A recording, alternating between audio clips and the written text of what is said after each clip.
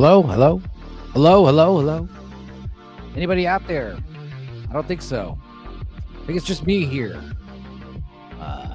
This is what I get for changing times on y'all. Nobody around. Everybody's blue collar's playing video games with himself, and Boosh is eating dinner with his cousins. And everybody else, I guess, is watching Mr. Brown's show, which should be wrapping up soon. But yeah, I'm just hanging out in the man cave, getting ready for this storm. I'm excited. Hopefully it's not like the 2021 winter apocalypse of Texas. That was pretty bad. A lot of people's powers went out for lots of days and pipes burst. And yeah, I don't know. Everyone's freaked out for it. This winter storm, Enzo, not nearly as, scary as the other one from 2021. That one seemed like it was going to be a big problem. Technically, your pipes can't freeze. Your pipes are only a risk of freezing when it's like below 20 degrees. I think Tuesday it's going to dip down to 19 just for a minute, a few hours. So not worried about the pipes freezing. The problem is people are under the impression that you got to drip your pipes. That is the case when it's getting really cold and, you got your power's out and the inside of your house is below freezing. Then yeah, you should drip your pipes. But I think with this storm, I think it's going to cause some problems because everyone, what you're supposed to do when it's, going to be in the 20s, technically it's below freezing, but all you got to do is keep your heater on and open up your sink cabinets, and that should be good enough. Also, assuming you use water regularly, every once in a while, turn on a faucet for whatever, flush a toilet here and there once in a while. It's, it'll be difficult for the water to freeze. Dripping the pipes is going to be an issue out here because here in Houston, or I guess the greater Houston area, the water supplied to Houston and the surrounding area, you got like 5 million people. 5 million people getting their water from one area. And unfortunately, the water system out here is not used with water towers. We don't have gravity helping us with the water. We have actual electric pumps that run the water. So if everybody's dripping their pipes, here's the thing, dripping your pipes and turning your pipes on full blast, it uses the same amount of energy from the water pumping station. So they're basically warning everybody, hey, if everyone's dripping their pipes, it's going to lower the water pressure to like dangerously low levels to where we could have to issue boil water notices, or it could cause catastrophic grid failure. I don't know. It's going to be an issue. Last time I got lucky and there was no power outage in the area I'm in. I think it's because I'm close to a police station and a school. So I think when they electively chose to turn off parts of the grid, I think we were spared. My aunts, not so much. They all lost power in their houses. A few of them got their pipes burst. It was a big deal. It was a problem. I'm hoping that doesn't happen this time. I'm also hoping the power doesn't go out because, I got videos to upload, man. I wanted to watch some movies with my cousin. Also, Boosh wants to watch something. He wants to watch Cast a Deadly Spell. We'll probably do that soon. But yeah, I hope that I'm able to do that later. Watching and uploading videos. It's fun. I was supposed to do OBS. I was supposed to try OBS today. Do a Stupenzocast with OBS. But obviously that didn't happen. I'm using the duck. I'm using the stupid StreamYard again against my better judgment. I just didn't have time to do the OBS prep work. I got to re-import all the intro videos. I got to learn how to play them. I think what I was going to do, whenever I do this OBS stream, it's going to be figure out, you're going to watch me lay out everything live. Maybe you'll help me figure out how the new live studio should look when you guys are at your direction. Also, I figured we'd do some karaoke, do some other things, just fool around. But that is not going to be today. I think today, yeah, we're just going to chill. And I'm mostly just going to let you all know. Yeah, the whole point of this stream is to let you know that there is no stream tonight at midnight. There is a stream tomorrow at noon. Miss Sparkles, I can lay you out. Hell yeah. It's a date. It's a date. Hello, Miss Sparkles. How are you? I'm glad you're here. But yeah, Tomorrow we're going to be doing, instead of a show at midnight right after Gooch's channel, we're going to be doing a show tomorrow at noon with the Inauguration MLK Day Special. And hopefully there will be no fuckery. Hopefully we'll wake up tomorrow at 11. I'll wake up at 11:30 a.m. and find out that Trump is the president. He's been sworn in, and there's been no explosions or crashes or fights, no gunshots, none of that nonsense. Hopefully nothing goes down, and President Trump is President Trump tomorrow. Everyone's on edge, you know. Everyone's certain they're going to try something. Oh, sorry, dear. Mr. Medicare is streaming. Oh, my God. How am I supposed to compete with Medicare? I always catch Medicare after the fact. Also, Medicare lately is just talking about how he's dying all the time. And it's kind of a bummer. You know, I got to sell hats because I'm dying. It's like, Jesus Christ. Oh, man. I don't know. So it's a bit of a drag. No offense. But yeah, we hope Mr. Medicare gets better, even though he likely won't. I don't know. Is he doing better?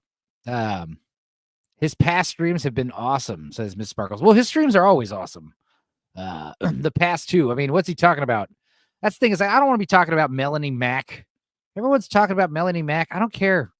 Yeah, I'm not a big gamer. You know, video game drama. Yeah, it's the same shit. You guys know me. I'm a movie guy. I like to talk about movies. That being said, I did get off a stream earlier today on Dark Hour's channel and talked about Tremors, one of my favorite movies. Tremors is so good, and in preparation for the Tremors stream, I foolishly watched all 7 Tremors movies, and those are not good. The first one's fantastic. The thing the sequels get wrong, the sequels think it's about the graboids. Like, they focus too much on the graboids. The graboids don't matter. The monster is irrelevant. What makes Tremors great is not the monster that's after everybody. It's everybody being chased by the monsters. All the characters are great. So Mrs. Sparkles is saying Bo Blacks is what Mr. Medicare's been talking about. And Daniel Larson. And yes, Tremors is a great movie. I want to watch it with my 15-year-old. Yeah, he'd love it. The movie hasn't aged at all. It still holds up. The practical effects still look amazing. It's got nothing but guns and cigarettes and beer and killer worms. Great. It's a fun movie. The sequels, man, holy shit. Let's break those down. The first one, obviously, fantastic movie. Takes place in the town of Perfection. The movie is Perfection.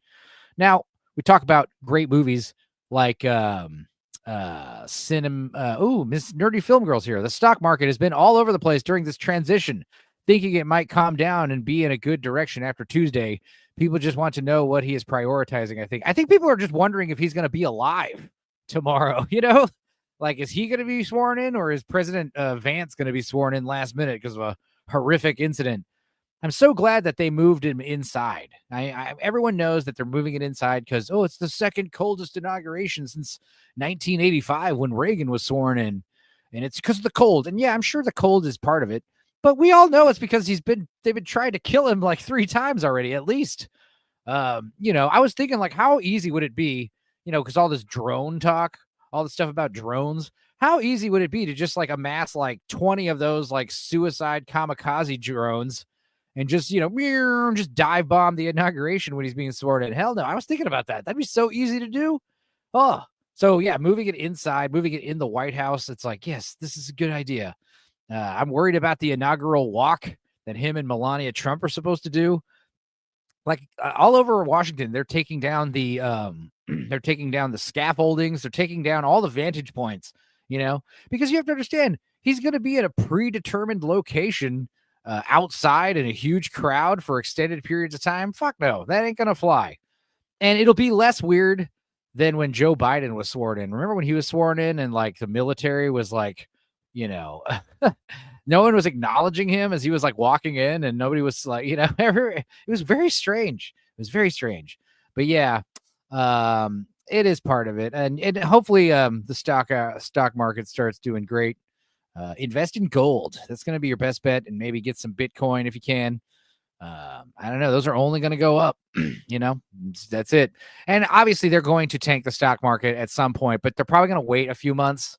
to disable the private Federal Reserve, private Western Central Bank system. It's got to come down. It's got to come down so they can replace it with a new currency.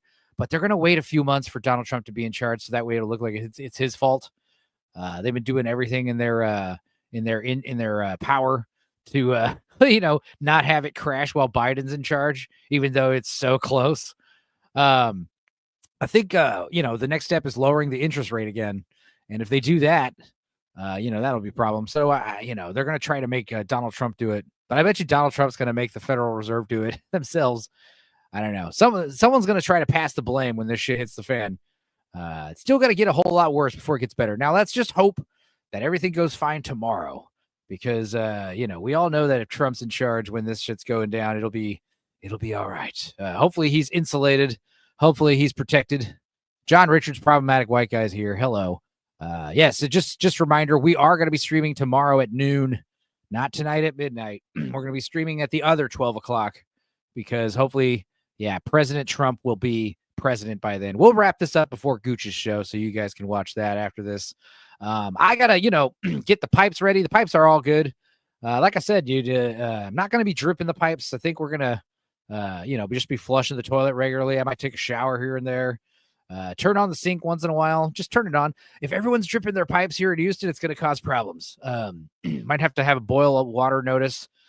We might have to, it might cause power outages. It's really stupid. It's really dumb. But that being said, I don't know. I'm excited. Tremors was great. We talked about that movie for about 3 hours, which is perfect because you always want to talk about the movie about twice as long as the movie's length. If it's a 2-hour movie, expect a 4-hour conversation. Hour and a half movie, 3 hours. I still could have talked a little bit more about it. We could have easily dove into the sequels, which I wanted to right now because, damn it, I did watch them. But the second one, oh my God, great idea, taking the secondary character, Fred Ward. You take your number 2 character and you make him the star of the sequel. It's a great idea. The problem with part 2 is it came out in 1996, like a few years after Jurassic Park, instead of a few years before it. And you could tell there's just such a heavy influence that it had on Tremors 2. And of course, the Graboid, such a great character, monster. And they had to screw it up by creating these shriekers. Like basically the Graboid will come out of the ground every once in a while and give birth to 3 little hatchlings. And they run around, they're bipedal and they have thermal vision and they don't hear at all. It's just such a strange disconnect.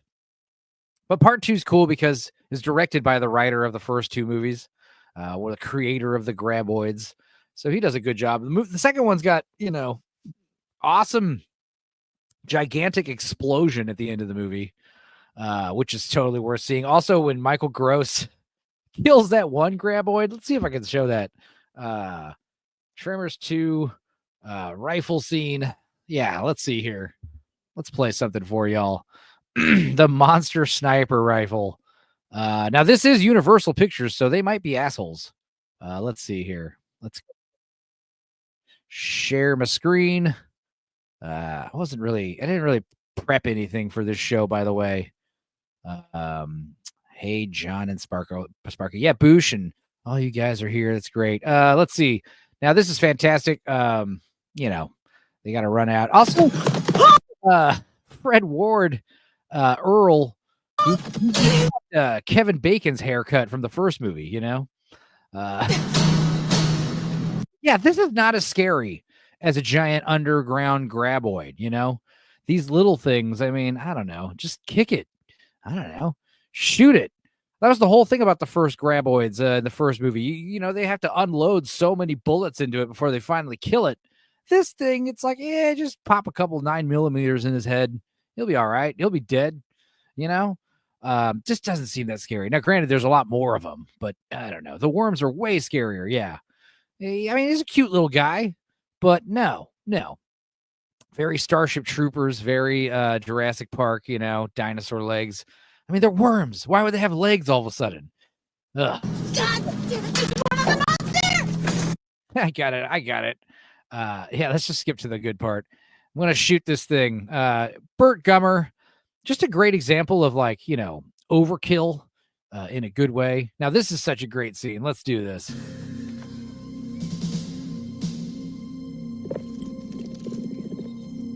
Here we go. Wait, what's that? Huh?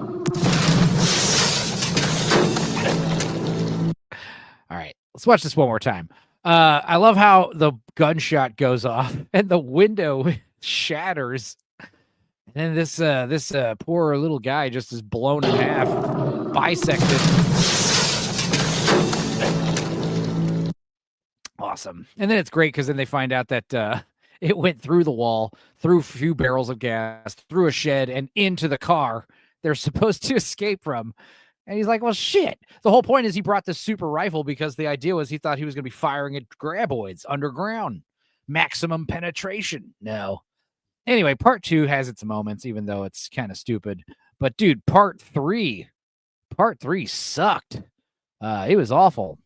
What's up, Ryo? How's it going? Yeah, we're going early today because tomorrow we're doing the Dorkside episode at noon. We're going to be celebrating President Trump's inauguration, or we're going to be mourning his successful assassination. One of the two. I don't know. I'm worried. You know, maybe war will be declared by tomorrow. Maybe we won't have power or internet. Maybe shit's going to hit the fan. You are responsible for the winter weather. I know, exactly. This storm is named after me. That is not a joke. I found that out yesterday. Someone was telling me that. I was like, whoa, really? That's pretty cool. I feel special. In fact, let me go ahead and change my little desktop background here. I don't like it when I was sharing my screen and yeah, we had double Dorkside logos. Don't like that. Let's turn off my taskbar. Let's try sharing my screen one more time. But yes, as you guys know, we do have a winter storm Enzo Monday through Wednesday tearing up the South. It's crazy how I think it's going to be colder here than it is going to be in like some other areas of the country that are normally cold. But yeah, Houston, not going to be so bad. Colder out in the Austin area. We'll see. I don't know. We'll see what happens. But yeah, part 3. Holy shit. Part 3 of Tremors. What a fucking crazy ass movie because yeah, 3 is the worst one, I think. And it's funny because so many of the first actors from the first movie come back for part 3. You've got the little girl from Jurassic Park. She's grown up. Her mom is back. They're still living in perfection. You've got who else is living there? Chang, the guy who owned the market. He is it's his granddaughter or something who's running the shop now. And of course you've got who else comes back? Miguel, the random Mexican rancher dude with a mustache. He's in it for a brief period of time. He's like the first guy to die, unfortunately. Yeah, you've got those people all coming back. Burt Gummer's back. He's like, part 3 does the interesting thing where now we're taking the tertiary character from the first one, the secondary character from the second one, and we're making him the main character of the third one and all the other subsequent movies. And it's so bad because it introduces the ass blasters, which is the stupidest name. Basically, so we've got graboids. They create 3 little shriekers that run around. It's always 3 for some reason. Stupid. And then it gets even stupider because those things cocoon themselves and turn themselves into ass blasters, which are basically tremor graboids that fly, and they do so by having some kind of combustible fart that they lay out. They basically fart a ball of fire and they fly in the air and glide around like sugar gliders. Yeah, exactly. Your reaction's totally correct. It was one of these things where I was like, man, they got the whole cast back. They're back in perfection. That's literally what the part 3 is called. Tremors 3, Back to Perfection. And you're like, cool. And you'd think they would go back to the perfection of just graboids, you know, but no, they have a huge issue of, you know, gliding around. In fact, let me see if I can get some pictures. I'm going to try to search ass blasters. I guess I will have to put the word tremors in there. Otherwise, I'm going to get some very, very strange results. Now, also, not to mention the fact that it looks terrible, but also, you know, the idea is terrible, but also the special effects suck. These are, not just CGI, but badly CGI'd. These look like video game characters. I was sharing your stream on YouTube, and is your name Stupenzolicious? Why? My Twitter name is Stupenzolicious. I'm just Twitter. I was, Stupenzo was taken on Twitter, so Stupenzolicious works. Yeah, so that's how it works. There's already a couple Stupenzos. Stupenzolicious, I'm the only one, so Also, it kind of sounds like my last name, Enzo Licious. Yeah. Anyway, let's Ass Blasters was a video I used to sell, says John Richards. And Eraserhead is lurking. Hello, how's it going, Eraser? Glad you're here. Yeah, and I realize Mr. Brown's streaming right now, and Leon is streaming with the Spoon guy. They're talking their dumb Melanie Mac bullshit again. I don't know. Or I guess they're having a friendly debate because Leon's kind of a retard. I don't know. Did the guy writing number 3 have tremors, like delirium tremors? Maybe. Yes, I am Licious. Exactly. It's an appropriate last name. Let's watch an ass blaster in action. This is Tremors 3, Back to Perfection. This is how this is the new monster. Oh my God, look at this.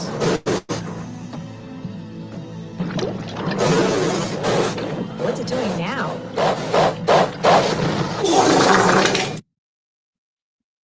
I don't think that fart sound is how it really goes in the movie. I'm pretty sure it's less dirty. I don't know. Surely there's another video of them in action.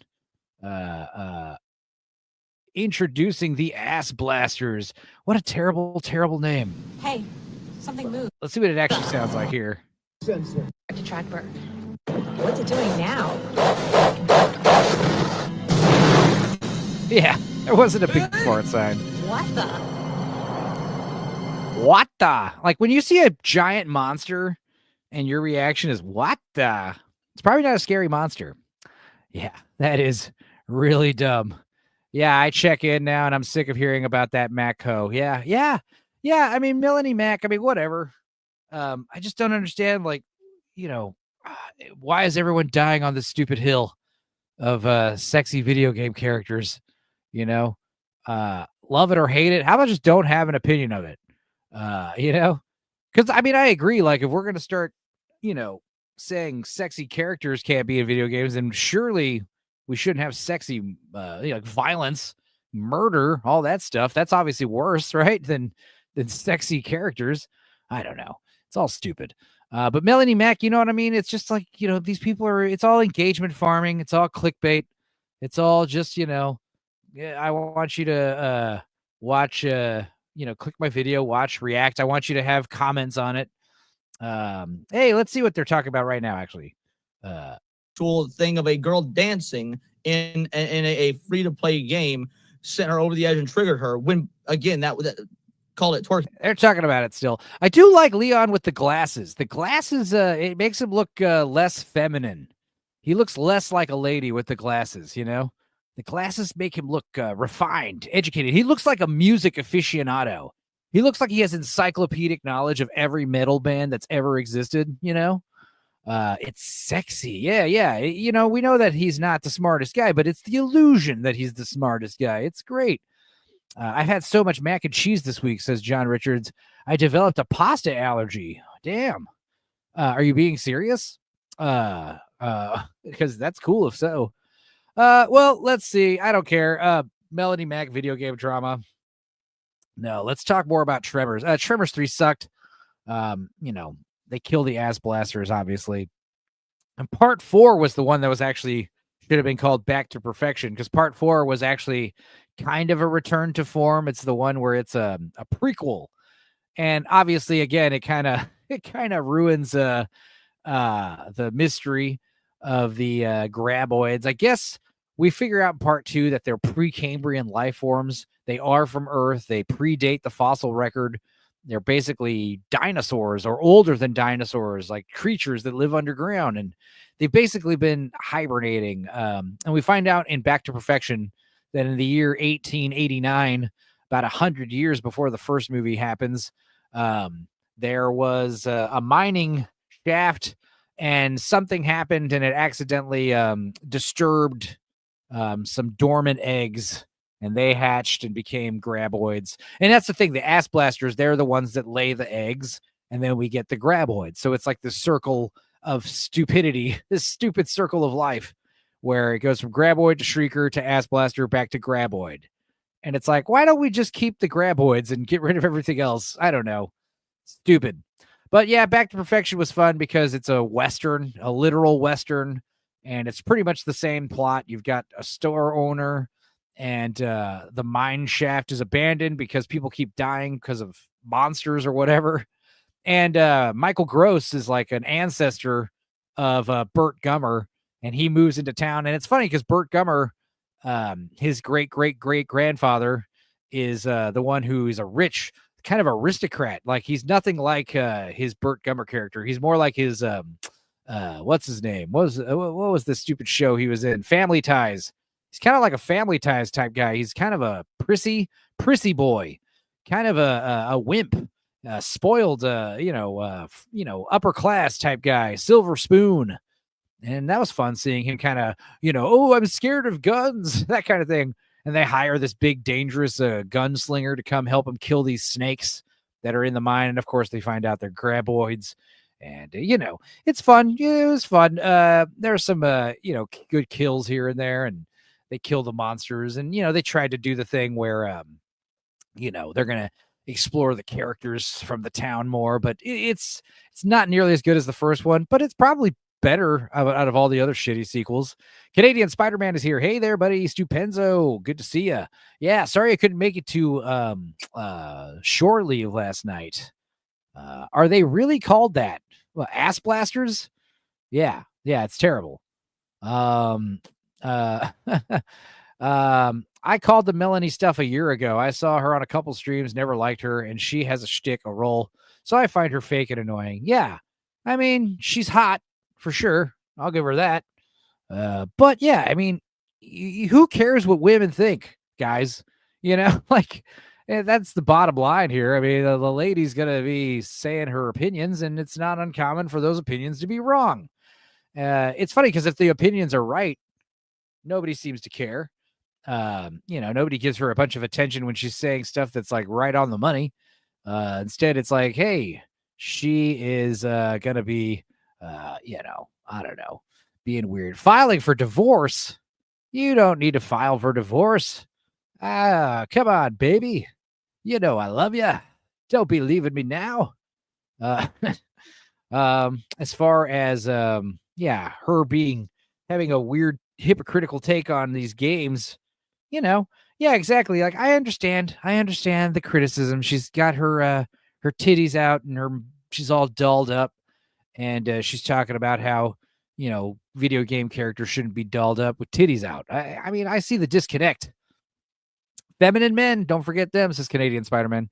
You can't decide things based on emotions. Yep, exactly. She's mid. Yeah, I agree. I like them. I like my women curvy and voluptuous, stacked, built like a brick house.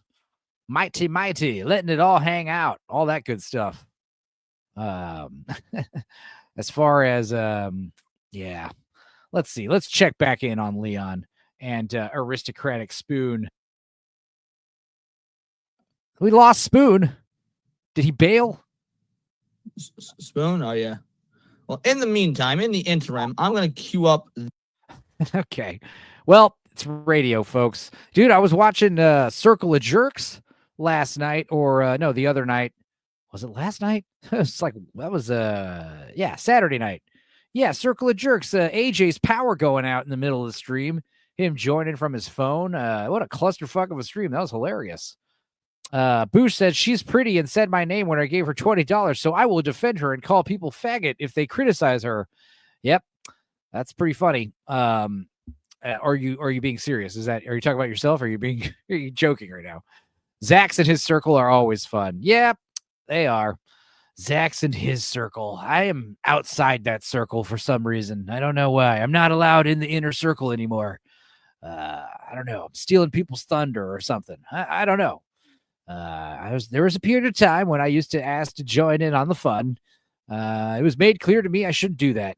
I should mind my own business and stick to my own channel. So that's what I'm doing. Who needs them?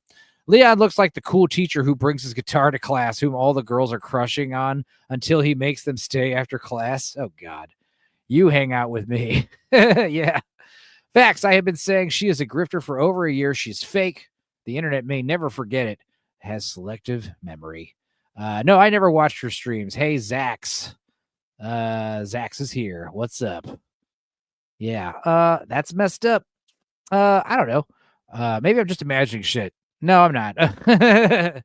As far as what else? Hanging out, just doing my own thing. It's been fun. Streaming. Like I said, man, I was supposed to fire up OBS and try to stream that way today, but I don't know. My cousin, dude, he's making me he's holding me up. We were supposed to watch something, and he's running late. And at a certain point, it's just like, well, I guess we'll try again at like 10 p.m. tonight. Maybe we'll watch something then. But yeah, cousin Thunderqueef, guys, I want you to say a little prayer for him. He woke up yesterday after taking a nap, and his left hand isn't working anymore. I'm hoping he just slept on it wrong. But yeah, he went to the emergency room. They thought he might be having a stroke. Turns out he's just got some kind of nerve damage to where he can make a fist, but he can't like open his hands. His tendons on the upper part of his forearm are just like not firing off for some reason. He's got a weird like limp noodle hand. So hopefully it gets better. They said it should just get better on its own. But that's just a weird thing to happen. He must have slept hard on his hand. They're saying sometimes, yeah, it happens when you break your arm. That's common. I had a guitar player. He had the same incident, but he got it. Oh my God, this is awesome. He used to work as a bar back on 6th Street, some bar called Maggie Mae's. And he's taking out the trash at the end of the night like you're supposed to. And he smokes, he smokes like a chimney. He's always smoking. He used to smoke a pack of the Bugler rolling tobacco. He used to smoke like a pack of that shit in like, a week. He was smoking several packs a day basically. But yeah, he had an excuse for why his hands stopped working. He basically did the thing where he's taking out the trash because he's got a cigarette in his hand.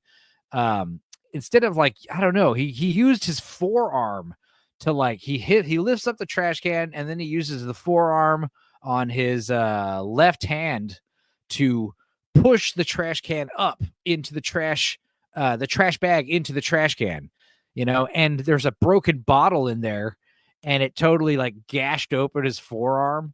It was awesome because it wasn't even bleeding. It was just like, you could just see all this like muscle and tendon and fat. Just like, it looked like pink, like bubble wrap just coming out of his arm. It was crazy. And he was like really freaked out because it's like his guitar playing hand, his left hand, and he couldn't like move his fingers as soon as he cut himself. He cut right through the tendons. So he had to get surgery.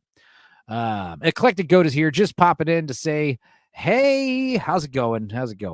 Yeah, that is awesome. Some dude's hand stopped working. Whoa, yeah. I mean, I was saying maybe he's baiting too much or playing too many video games. I don't know. Anyway, say a prayer for Queef that his hand comes back and he doesn't have to get surgery like my guitar player.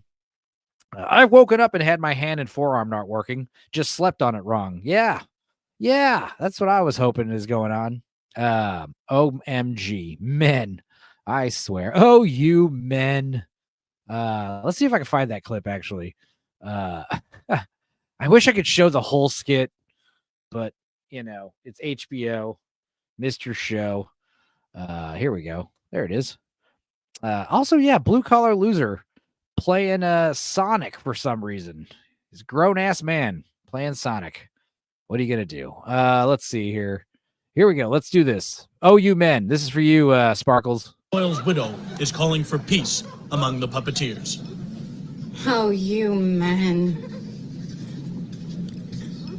A nationwide peace conference. Oh, you men. I prefer to keep out of religion arguments because it has nothing to do with me. Gooners and Puritans can fight among themselves. Besides, those Puritans are fighting a lost cause. I agree. Yeah, and the Gooners, they're not helping the situation. But again, it's like, you guys are fighting over video games, like let's step back a few steps, look at the bigger picture. We're arguing about video game characters, guys.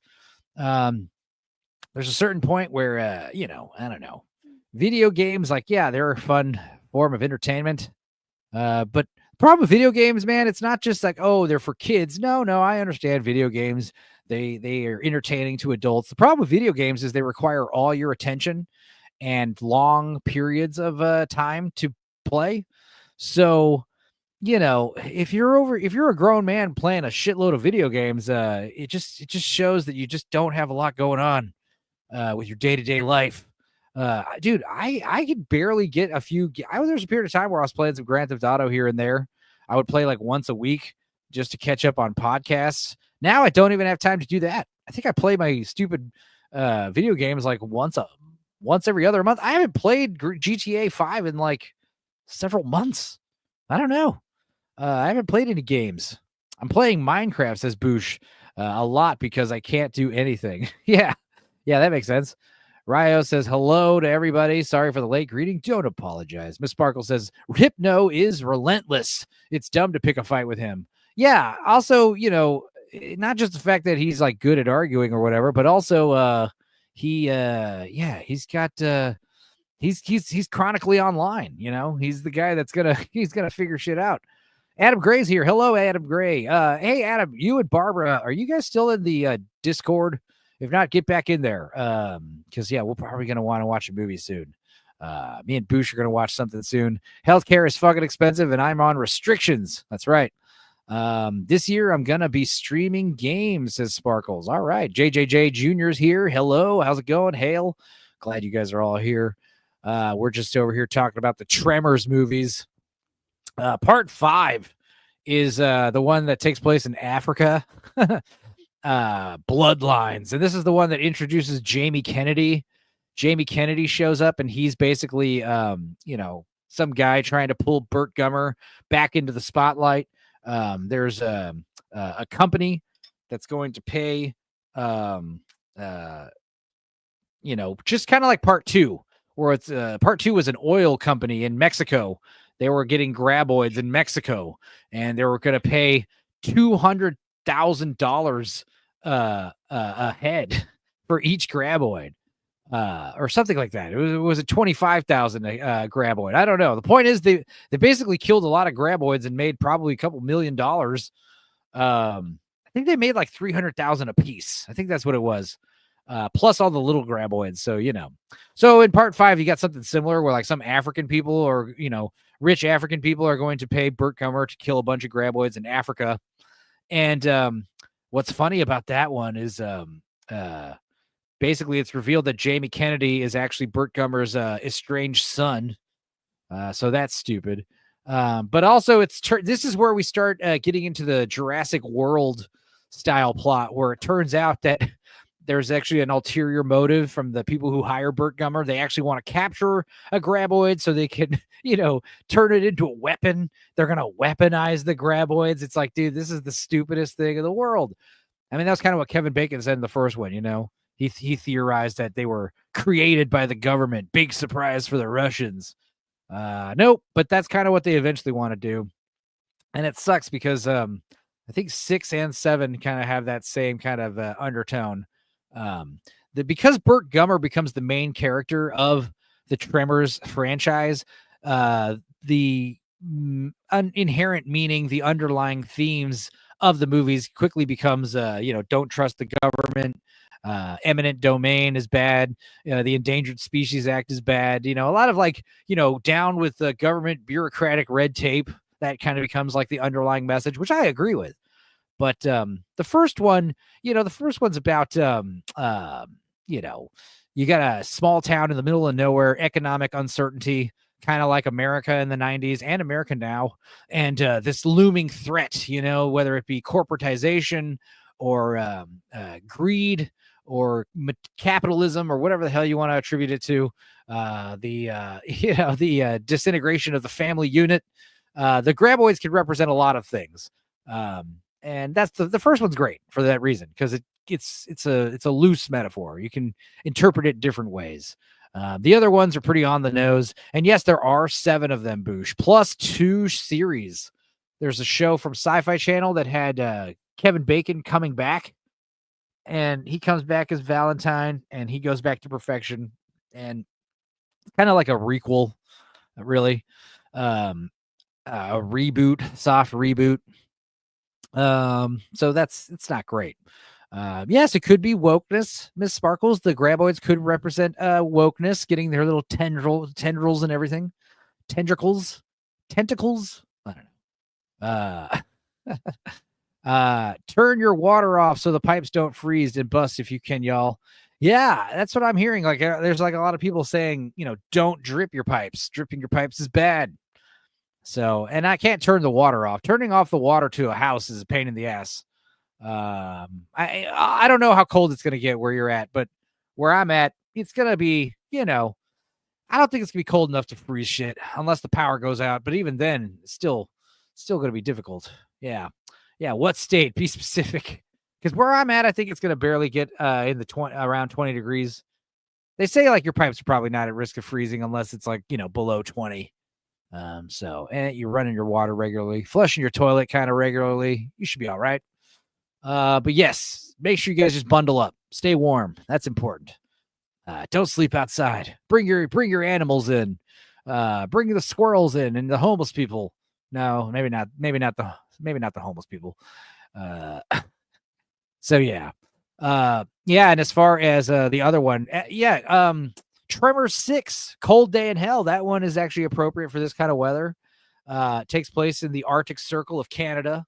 And again, you've got graboids. And this one introduces Valentine, Kevin Bacon, and Rhonda. They apparently had a daughter. And she's like a college kid at this research base. She has encyclopedic knowledge of graboids. Stupid. Miss Sparkle says, I live in an apartment, so I don't have to worry. I just got to leave that day. Oh boy.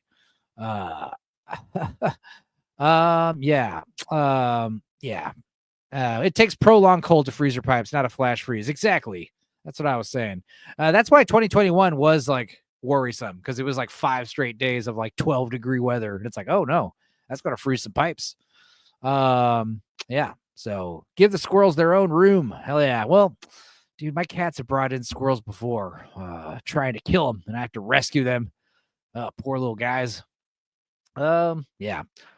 So part 6, Cold Day in Hell, that one's stupid. Part 7, also bad. And part 7 was like 2020. And that one's, they're all straight to video. But part 7 takes place in some like, Polynesian island. And it's basically, they're doing like a, what's it called? Like super luxury hunt, where like now they have successfully captured and they can breed graboids, and they've got graboids on this secluded island. The idea is like people pay top dollar to go to this island and hunt graboids, but they've totally omitted the fact that they forgot that they eventually turn into ass blasters and they can fly. And also that's the other thing, the graboids get more and more, ornate looking. They get way bigger. They start having, like xenomorph, like ridges and stuff on them. It's unnecessary. The simplistic design of the first graboids it's so great. They just look like prickly, cylinders of flesh with a beak. It's pretty cool. And the new thing that the graboids do in all the sequels, because we have stupid computer animated effects and we got to use them, is instead of the graboids just kind of pulling you underground like they're supposed to, now the graboids like leap out of the ground and like dive on top of you and swallow you. So it's like great white sharks like breaching the ocean. It's stupid. The Adam Sandler business model, a paid tropical vacation. Yeah, exactly. Just go on the beach. To be fair, though, it didn't look like they were, in the lap of luxury. They looked like they were kind of roughing it in that movie. A lot of jungle stuff. But yeah, they're all stupid. Let's see. Bush says, sure would have been nice in Texas if the federal government hadn't shut down those 25 power plants right before the freeze, but they made billions on the land and windmill deal. Yeah. I don't think they're going to do that this time because of the backlash, that would be funny though, if the power went out again, you son of a bitch. They fly now? Yeah, more like they glide using ass flames. We already watched a video of it. It looked horrific. To be fair, they do remodel the ass blasters in the sequels so they don't look as stupid as they did in part 3. But I gotta say, I think part 3 is probably the worst one. 6 and 7. Oh my God, part 6 is actually hilarious because part 6, the one that's Cold Day in Hell, it introduces like the idea of like a graboid virus, which Burt Gummer is infected with. So they have to like capture a graboid live, and there's like some gland in the back of his throat that they can get fluid out of and, and synthesize a cure. Otherwise, Burt Gummer is gonna die from some some graboid born illness. It's so stupid. He gets like graboid rabies. And then part 7 is actually pretty interesting because first of all, we know that Jamie Kennedy is Burt Gummer's son, excuse me. And part 5 and 6 both end with Jamie Kennedy calling Burt Gummer Pops. And he's like, Pops. I don't like that. Pops. And then it just hard ends on credits. Well, apparently Jamie Kennedy couldn't come back for part 7. So his character is in jail in Mexico for trying to smuggle magic mushrooms. So they write him off with like a line of dialogue, and they replace his character with none other than John Heder, the guy who played Napoleon Dynamite. So if you're wondering what that guy's been up to, he was in Tremor 7. And he's like, laid back beach guy, Hawaiian shirt dude. But yeah, what's interesting is Burt Gummer at the end of 7 decides to do the hero noble sacrifice. So he gets eaten by a graboid in order to push this gigantic, 30-foot graboid off a cliff and into a pit of bombs and blow him up. So Burt Gummer has officially died. He's a dead character, and you realize like he was the common theme for every Tremors movie. So if they ever make another Tremors movie, it'll be the first one without the character Burt Gummer, and also the actor Michael Gross, unless he comes back in a stupid cameo or something. I don't know. Hopefully they don't make another Tremors movie. Like I said, they tried to turn the first movie into 2 shows. The second show, I think, is a remake, and it's not great. Again, we're going to take a tight 90-minute movie and turn it into a stupid 10-hour slog fest. So I don't get it. When you watch something like Tremors, you realize how awesome and appreciated it is to just make a real tight 90. Tell us your awesome story in less than 2 hours, please.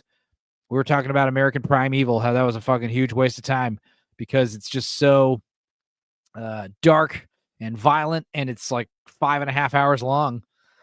And you're like, come on, man. Like, just turn this into a 2-hour movie and you could have something like Bone Tomahawk, something really awesome. But because you got to make it like this big, epic thing, they're trying to make it Red Dead Redemption. And it's like, no, you're going to fall short. It's not going to work. I don't know. But yes, make sure you guys insulate your pipes, insulate your hoses outside, because Winter Storm Enzo's on its way. It's coming. And yeah, I think it's important that you guys, if your power does go out, keep your cabinets open. Make sure you're turning on the water regularly. Also, it helps to maybe take a big candle and put it under the sink next to the pipes. That'll help keep it warm. Like I said, we're going to get a flash freeze, so it's not going to be cold enough to make pipes blow up. You're all over the place. I love it. Yeah, I know. I'm just a stream of consciousness right now, just going live. Let's see what our old buddy Leon's talking about. Quick, and then we'll keep playing this video. It's kind of weird. Hero culture said Melanie Standards. What's that? Let me hit these spoons. I want to make sure we give the audience what they want. Melanie Standards, to quote, perversion is really laughable. She states you gotta respect the super chats, guys. By the way, I'm supposed to apply for monetization soon. I could have technically done it already, but I'm in no rush to get denied. There's a good chance I'm gonna get denied, and I'll have to send in a stupid video. I'm not. It's not reused content.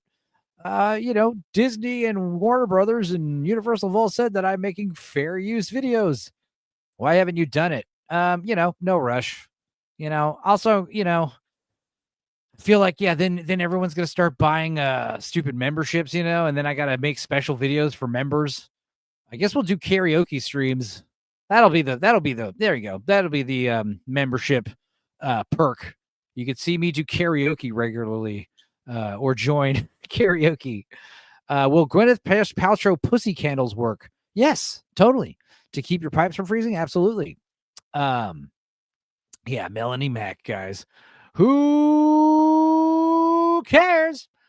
Yeah, but like I said, we're just kind of doing a goof off stream tonight or this evening because no stream tonight at midnight. We're streaming at noon tomorrow to celebrate the inauguration of President Donald Trump. Yeah. And I guess I was thinking that there was going to be no B-Sup episode. But there might be a B-Sup episode at 3. So we might stream over B-Sup. I don't know. Also, tomorrow after the inauguration special, I will be on Leon's channel doing Countercast. So, yeah. Oh, I get it. You don't love us. No, that's not it at all. I do love you guys, especially you, Miss Sparkles. Boosh McFadden, I'll pay $1 to do karaoke with you. Absolutely. We'll do that thing that everyone else is doing where they keep gifting each other 10 members over and over again. Like first I'll gift Blue Collar 10 members, and then he'll gift me 10 members on my stream. We'll just keep cycling the bill over and over again. That's fun, right? Let's see. Here's a cool little meme I saw in Nosferatu 2024. An evil supernatural being from a mysterious village travels to a foreign land to claim himself a wife. This is an homage to the 2006 motion picture Borat. Did everybody here see Nosferatu? This is what Nosferatu looks like, by the way. He's got a big old Tom Selleck mustache. Yeah, I thought you were just trying to fill the hole that Sammy left. That's the other thing. Sammy's not doing the news, so that was another reason why I decided to stream today. I didn't realize Leon was going to be streaming 6 to 8. So that's my bad. But yeah, I didn't realize, I realized Sammy was going to be streaming, not tonight. So, I decided to, take care of that. Also, stupid, Lord Toxic. He keeps telling me to do it earlier, not do it at a different time, that works for him. And I'm like, no. But then this week I'm actually like, hey, I actually might do it at noon tomorrow. They're like, great, I'll be there. It's like, of course you will. The past 2 Boosh chats weren't showing up in my chat. I hate the filter. I have to change it to all messages. Oh yeah, that's the first thing you should do. Live chat is not the same as or top chat, not the same as live chat. Yeah. I said dirty words, Sparks. Oh, is that why? I see. Tiamat is making watch that movie. Tiamat. Who's Tiamat? I didn't like Borat. I became convinced the people I saw it with were retarded. A penis showed up and they laughed hysterically. Yeah, I thought Borat wasn't that funny at the time, but rewatching it now, I bet it's hilarious. A welcomed change of pace that the Borat movie probably is now compared to nowadays movies. So yeah. I know Sassy Sasquatch streamed earlier today. That was probably pretty wild. I bet. I bet it's not. I hate it. Yeah, who knows? Stupid. That's the thing they did. I watched. Oh my god, it was similar to that movie I watched with Will Ferrell and his trans buddy, the former head writer of Saturday Night Live, Will and Harper, and that was awful. And it was kind of like Borat, where they do the thing where they're going to the South, and they're going to piss off some rednecks, and they don't. The conservative rednecks down here don't give a shit. We're totally chill. Yeah, we're gonna bring a trans woman into a redneck bar in the middle of nowhere, and everyone's like, "Oh, hello, how are you doing?" Nobody's. We're hoping that we're gonna catch some hate crimes on camera. Nope, everyone's fine. I have lime cucumber Gatorade for the vitamins and electrolytes. It tastes all right, but the burps are gnarly. Yeah, what do they call that? Lemon pepino, right? Is that what that's called? I think pepino. There's a penis thing going on there where they call the cucumber pepino. I don't know. But yeah, it's just hilarious because I guess we'll watch the trailer for this. Will and Harper. These are 2 dude friends. And this guy, Will Ferrell, you might have heard of him. He's kind of a big deal. he finds Hi out there. that his famous his script writer buddy, whatever his old name used to be, he's coming out as trans because the pandemic broke his brain, I guess. And the first thing Will Ferrell thinks is like, yeah, let's do a documentary. But I guess like, yeah, the whole point is this guy Harper likes to go to these redneck bars. He likes to drink Natty Light. He likes to tailgate. None of these are, of course, feminine traits. So because he's become a woman, now he brings a bunch of shoes everywhere he goes, but he still does all these manly things he likes doing, like camping and roughing it and road trips. So he's going to take Will Ferrell on this road trip with him, and they're going to stop at all these restaurants and bars. And it's just so funny because you've got fucking Will Ferrell with you. Like, do you think anyone's going to start any issues? Like, I'm afraid to go to these redneck bars, so I'm going to bring Will Ferrell with me. And he has Will Ferrell like wait outside the bar while she goes in first and starts small talking with people, and everyone's nice. And I guess the idea is like he's supposed to tell Will Ferrell like, if I need help, if I need assistance, come in. But of course that doesn't happen. So she kind of reluctantly is like, all right, I guess Will, you can come on in. They're cool. And of course Will Ferrell comes in and everyone's like, holy shit, you're Will Ferrell. And it's just so funny because you could tell that Harper, she's a woman now. So obviously she hates it when the attention isn't all on her.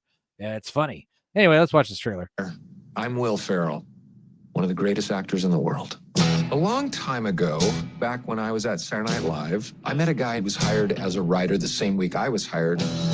He wrote a bunch of sketches for me and eventually became the head writer of SNL. And over the years, he became one of my closest friends. He was the head writer of SNL on the worst years of SNL, in my opinion. The Will Ferrell years, post Phil Hartman is just not for me. I know people talk about how like Saturday Night Live sucked in the 80s before Phil Hartman, after the 70s and stuff, but still not as bad as the early 2000s. This whole making Will Ferrell a thing. Like you said, Will Ferrell's not hit or miss for me. I just think he's mostly miss. I did rewatch Step Brothers, and yeah, that's a lot funnier than I remember it. But like, once you understand the Will Ferrell formula, it's pretty. I don't know. Will Ferrell himself is not very funny. He's way funnier as a supporting character, like an Old School, and it's not great when your best movie, your funniest movie is Elf. I think that is literally his funniest movie. And yeah, other than Mega Man, I don't like Will Ferrell. Yeah, I do like what Mega Man, but I don't like Mega Man because Will Ferrell's in it. You could have had anyone play Mega Mind, and I think I still would have liked it the same. I like Mega Mind because of that big action scene where he shows up to Welcome to the Jungle, and that super bad guy fucking rips a building in half and like throws it at him like a javelin. Like, that shit was badass. Guns N' Roses is blasting. That was nuts. That alone is worth the price of admission for Megamind. Also, who was it? Brad Pitt playing the Superman character. That was fantastic. Anchorman, yeah, I mean, again, it had some laughs in it, but even in my early, my late teens, early 20s, I was so tired of this like heavily improv style of comedy that you're getting everywhere. Everything's just like, point the camera at the actors and tell them to be funny, and you record like hours and hours of footage for every single scene. And you're just like, it's just a nightmare for the editor. Just come up with a tight script like Tremors. Tremors has a lot of good jokes in it. And they're not really jokes as much as they are just gags and humorous character moments.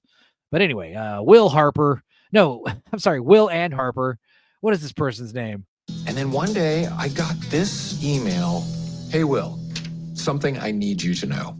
I'll be transitioning to live as a woman. I don't doubt that Will is my friend, but I'm not Andrew Steele anymore. It was just, whoa. I'm not Andrew. Now my name's Harper. Why is it that all the trans women have to come up with this fucking, androgynous kind of like, my new name's Riley, my new trans name is Harper or Taylor or Max, some I don't know. It's just silly. The battle royale was funny, but got old. And the stuff with the big dog Baxter went on for like 3 damn minutes and wasn't funny, but I liked it overall. Yeah. That was another thing about those early 2000s comedies. You get the unrated version on DVD because this is like during the DVD era. So how do we get everyone to rent and buy the DVDs? Oh, it'll be a totally different movie when it comes out on DVD. Like every scene will be longer. Every scene will be, different or more raunchy. And it's just like, you would think that you should release the raunchier, crazier version in the theaters because, that's only going to be available for a short while. So it gives you that incentive to watch the movie in the theaters. Why the hell would I watch it in the theaters if the bigger, better, cooler, funnier, raunchier version's coming out on DVD? You had it backwards.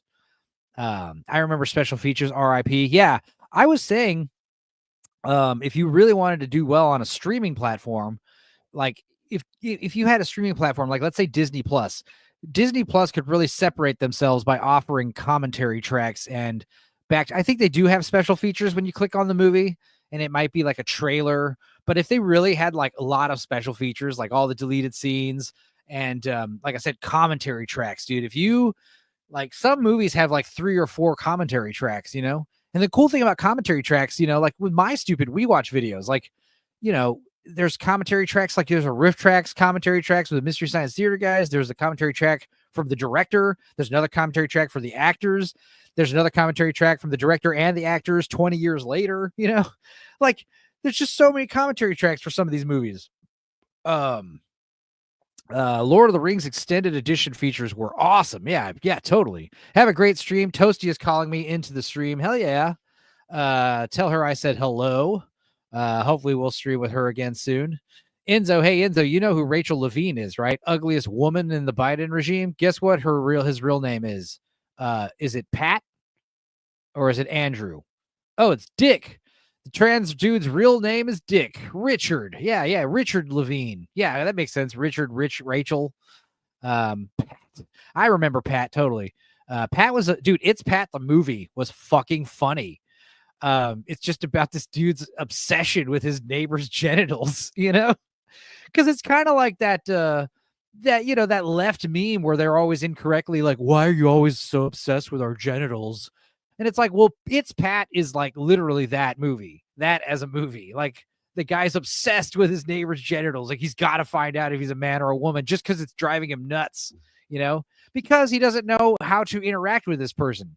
Like, do I treat him like one of the boys or do I treat him like a lady? Like, I don't know. It's Pat. But, the whole point is you just treat Pat how Pat treats you, I guess. And Pat, is Pat a man or a woman? I guess it doesn't really matter. That was the beauty of Pat. Pat was like, this weird androgynous, hermaphrodite or asexual weirdo. Nix is here, by the way. And I've been searching what to watch at 3 a.m. And here's the stream going for the past 1 hour and YouTube hit it. Oh man, I'm sorry. Yeah. I mean, make sure you guys subscribe, like the stream and ring the bell for notifications, right? You got to ring that bell. I don't give a shit, guys. Yeah, I mean, it's my fault too. I should have made a post saying, hey, by the way, this is going to be the schedule. I'll just repeat it one more time. Stream today, 6 to 10, and then stream tomorrow at noon Central Standard Time after President Trump has either been sworn in or dodged an assassination attempt, one of the two. And then I guess we'll stream till about 6 p.m., 5 p.m. maybe. And then I'm going to go on Leon's channel after that at 6 for Countercast. So that'll be fun. Keanu is awesome. Worth the price. Are you talking about the Sonic game or the movie? Some dude demanding I call him ma'am is the one obsessed with their junk. Yeah, I agree. Don't be so sorry. Not your fault, Enzo. I think my country is effed. Why is that? Blue collar user Keanu, my only weakness. Dude, someone was bringing up because we have deaths in 3, right? It's David Lynch passed away. Obviously, that's real sad. We'll probably talk about that at great length tomorrow. But then Joan Plowright also died. She was Mrs. Wilson in the Dennis the Menace movie from 1990 something with Mason Gamble and Walter Matthau. She's in The Last Action Hero. She's Dame.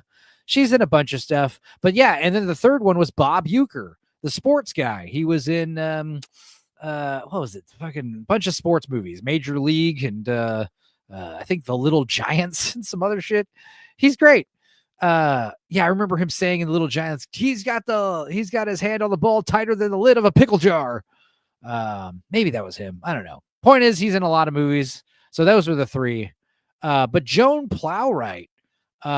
What's interesting about Joan Plowright bringing up Keanu Reeves is someone was talking about a great movie that Joan Plowright was in that a lot of people don't bring up or doesn't get enough love, is that movie with Kevin Kline and Tracy Ullman called I Love You to Death, where total true story, where this woman is married to a cheating Italian-American man, and he's got a lot of mistresses, and his wife is like some kind of like Egyptian Romanian descent, and the mother-in-law lives with them, and that is Tracy Ullman's mother, and she's played by Joan Plowright, and she's fantastic. But the point is, like, they try to kill she tries to kill Kevin Kline, her husband, and she tries to kill him like 7 different times, and he survives each time, and it all happens in like one night. So like they poison him, but that doesn't work. So then they try something else, and that actually counteracts the poison. And then eventually, like, they hire 2 crackheads from a bar to kill Kevin Kline. And one of them is played by Keanu Reeves in what I think is his best performance ever. He's great playing like a dumb action hero. But he was really born to play a character like this. Let me see if I could pull this up here. Oh God. Yeah, this is Keanu Reeves and William Hurt, who's also fantastic in this movie. These guys are 2 skeevy, fucking crackheads, like I said, drug addicts, and they're going to kill Kevin Kline for a quick buck. We're losing the greats and nothing to replace them with, not even getting a fraction of their greatness nowadays. Well, it's cool because their greatness is going to be replaced by AI. We're going to have we're not even going to need actors soon, like the creative arts.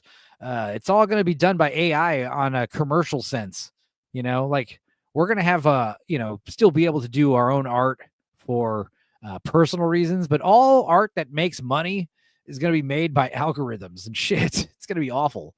And then it'll be great. So we'll see. But yeah, we gotta, it's going to happen. It's already happening. The movie, The Brutalist, they just came out and said that they had a bunch of AI used to make a lot of the photographs of these architectural buildings and the SketchUps and stuff. They just had AI do them because, they're only featured briefly, like, oh, here's a pile of my building drawings. Oh, just have AI fire off generic schematics, It's pretty, it's like, okay, I'm not really seeing something to be super upset about. A fun story about AI. There's a freezer burn music festival going on right now. And these people go out rave in the freezing cold, and it's pretty funny. They're doing it during the Enzo storm. But like I said, like many of our favorite hobbies, it got overtaken by radical far left communists, queer, trans, Black Lives Matter type people. They just infiltrated the positions of power and just made the whole event gay. It's run like a damn, just like a far leftist regime. You can't be upsetting anybody. You can't be, offensive or anything. It's lame. Well, they're up in arms right now because like the sticker that comes with the ticket is got an AI illustration on it. Apparently, you get a chance to get a free ticket if you submit art that is picked for either the ticket art or the sticker art. So if 100 people submit art for the sticker and your sticker wins, guess what? You get a free ticket. Cool. So every year people submit all kinds of art, and it's all fun. Well, people are outraged because an AI image was used was called the winner, and people are so pissed off. And it's like, okay, obviously next year we're going to implement a rule where no AI art is allowed, but this year it wasn't a rule. So the person who won did win fair and square because they asked, hey, I asked, is AI art allowed? And they said, there's no rule against it. So there you go. And of course, everyone's upset. They're saying that person shouldn't get a ticket. That person should have to pay for their ticket. Also, they're making a huge stink. Like when you get to the gate and they give you your ticket, you tell them you do not want a sticker. You tell them to keep the sticker. And it's just like, you guys are being so petty and dumb, you know? It's a stupid sticker for your stupid drug rave. Like, you know what I mean? Like, calm down. But that being said, my question is, if AI art won the contest, what the fuck did the other submissions look like? How about make art that's better than shitty AI? If shitty AI art, quote unquote, won the art contest, then that means y'all's art is shittier. I suggest submit better art next year. How about that? That was my hot take on that. If it's his money and he wants to set it on fire, that's fine. Someone prompted Grox to write ancient Rome in modern day New York with superpowers and sex as subtext. Megalopolis was written and directed by AI. Definitely a lot of special effects were AI for Megalopolis. No doubt about it. And it looked cool for what it was, for being super stupid and weird and trippy. So yeah, I don't know. Hopefully it'll get rid of some of the Hollywood bloat. Anyway, digressing, tangent after tangent, we're going to talk about Keanu Reeves' performance in the film I Love You to Death, starring the late, great Joan Plowright. Hello, Harlan. How's it going? Wait, this is River Phoenix, who is coming up to William Hurt to approach them. He knows them, and he's going to offer them a job to kill this. You want the bite? No. Yes, I do. How are you, Harlan? You see what? This is the kind of role that I like to see Keanu Reeves playing. You know, a drug addict. He's fantastic. All you have to do is finish him off. Oh yeah. Also, River Phoenix is ridiculous disguise. It's still.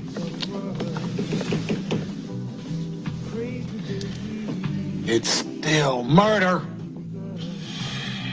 But I've already done most of the work. This is like being portrayed like out of order, I guess. If we're gonna waste the dude, we ought to get paid for it, man. You have to understand, he talks the exact same way Bram Stoker's Dracula, so he might as well just be typecast as this type of character. I don't know why he's still being cast as like this action hero dude, you know? I liked him in Knock Knock when he gets taken advantage of by two hot babes and murdered. That was fun. That was a little out of his wheelhouse. But again, this is just perfect. I want to see him doing this kind of character. That's the American way, right? Yeah. Yeah, I mean, we're not communists here, you know. We're Americans. We got a right to make a living. Guys, I highly recommend this movie. If you haven't seen it, I Love You to Death, 1989. Tracy Ullman, Kevin Kline, fantastic film. Also has one of my favorite quotes in any movie. I say it all the time. America is an Italian country. It was discovered by an Italian. It was named after another Italian. It's an Italian country. Boom, bada bing. Let's see. Isn't it funny that artists on one hand say AI art is terrible, and on the other hand that it will put them out of business? I said the same thing. Goat. My whole thing is, if you're afraid that AI art is going to take away your business, then you're not making good art to begin with. You know, you're not, you know, you shouldn't be replaceable by AI. Now, me, I'm like using AI all the time now for posters and shit. People want a $50 poster. I used to have to like, some people pay me like $300 for a poster, you know. Sometimes people pay me a lot of money for posters and shit. Especially like music festivals, man. Oh, dude, I'll get paid a lot.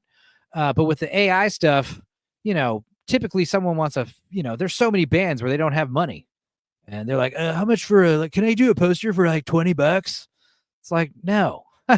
But now with AI art, it's like, sure, I'll whip you up something real cool for $20 with AI. Like, you know, I will just make something real quick, slap your stupid band name on it, and send it to you.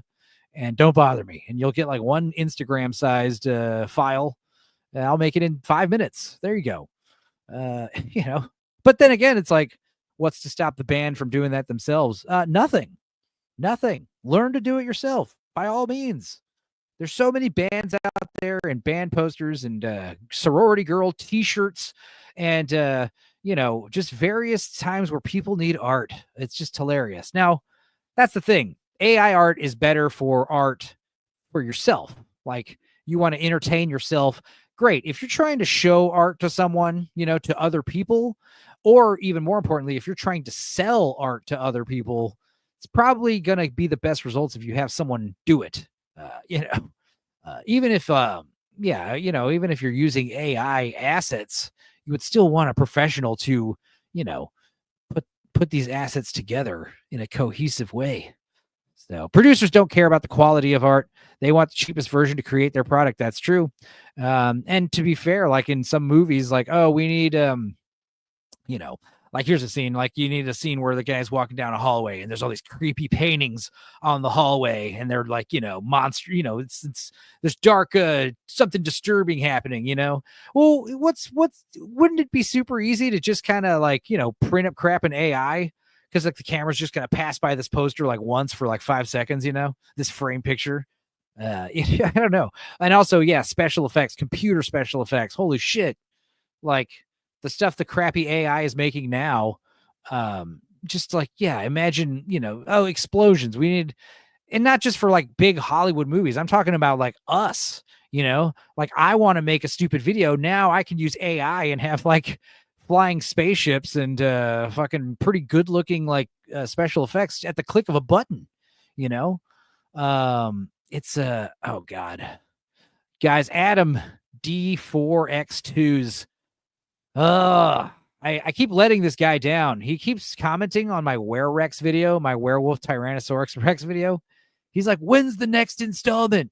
You said you would have something by Christmas or October.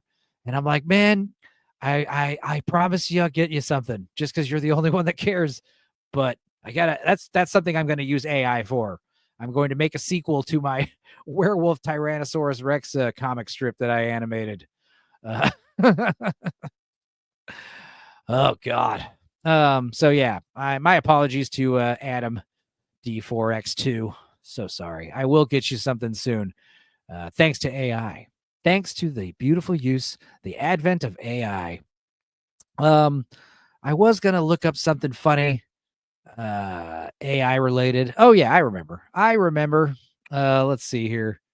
How do I find this? Yeah, I was gonna show off some cool AI special effects. That's what I was gonna show. This is some guy in his basement. He makes all these videos, and they're super well done for just literally putting a prompt into a computer and waiting 5 minutes.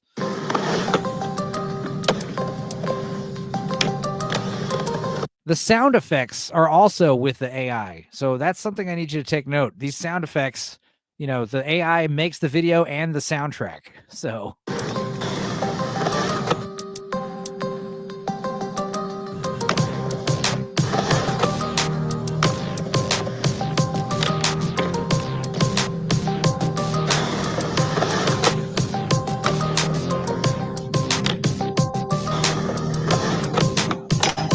I mean, it doesn't take a fucking genius to see how this is an incredibly useful tool for artists to use and get paid for it, So again, like, you guys shouldn't be freaking out about AI. You should be excited about AI.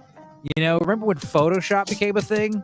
Like, oh my God, imagine how easy this is going to make our job. Only idiots were like, oh, Photoshop's going to take away my money. Photoshop's going to help you make more money. AI is going to help you make more money as an artist, especially if you get to learn how to use the technology. This isn't realistic at all. Where are the tents, needles, and feces? Exactly. Still, it's just a fucking 3 minutes of a gorilla skateboarding. But what's interesting is like the consistency of the gorilla's clothes. He's still wearing khakis and a tank top in all the images. that's when it's gonna really be next level when there's consistency in faces, you know? Like you can make a comic book and there will be consistency in the character design. Like, you know, there'll be a specific way a character is drawn and they'll maintain that in all the images. Like that's going to be next level. And guys, it's coming in by, you know, this year probably. By this time, 2026, we'll be watching a fucking video of a gorilla skateboarding. It's going to look a fucking 1,000 times better. It's going to be crazy. He's wearing the same outfit as the Cholo singing Fleetwood Mac while skating. You're right. He is. What was he drinking? He's drinking some kind of juice or something. Still, you get it. You guys get it.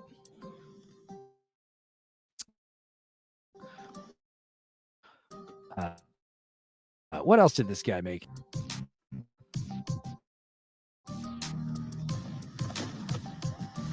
Ugh, didn't like that when I opened that other tab. Yeah. Boosh says, it's not you. Enzo is framing when pausing or changing videos or moving mouse over video. Oh.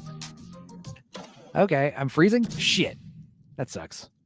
Like I said, this is why I'm not using StreamYard anymore, guys. StreamYard sucks. I'm gonna stop it at ASAP. I guess I will just talk less when I'm doing something on the computer. Like when I open a new tab, I will speak softer and slower. Is that better? Let's see. What else did this guy do? Oh my God. All right, here we go. Let's just watch this quick one.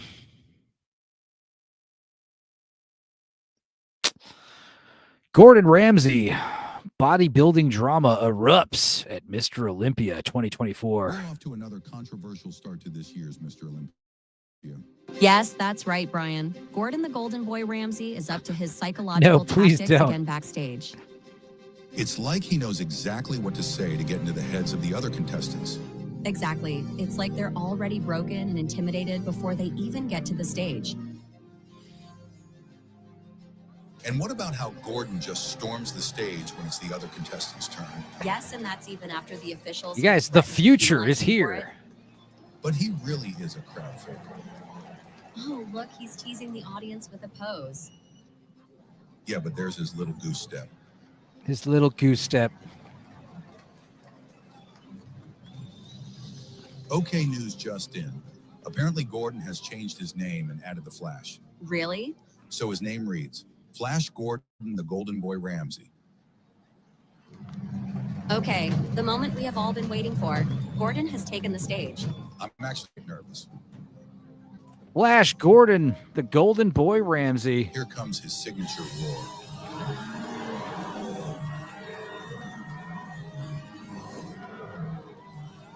Wait for it.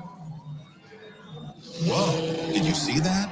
I did, Brian. I actually felt that. That's it. Flash Gordon retains his Mr. Olympia title. And he absolutely deserves it. Okay, we are hearing reports now. Flash Gordon has left the building. Ramsay makes a better judge than a contestant. I agree. They're talking about how Gordon Ramsay started that whole, yeah, Lord Toxic, TikTok has been saved. Yeah, he was without TikTok for 12 whole hours. How did he manage? He did all right, I guess.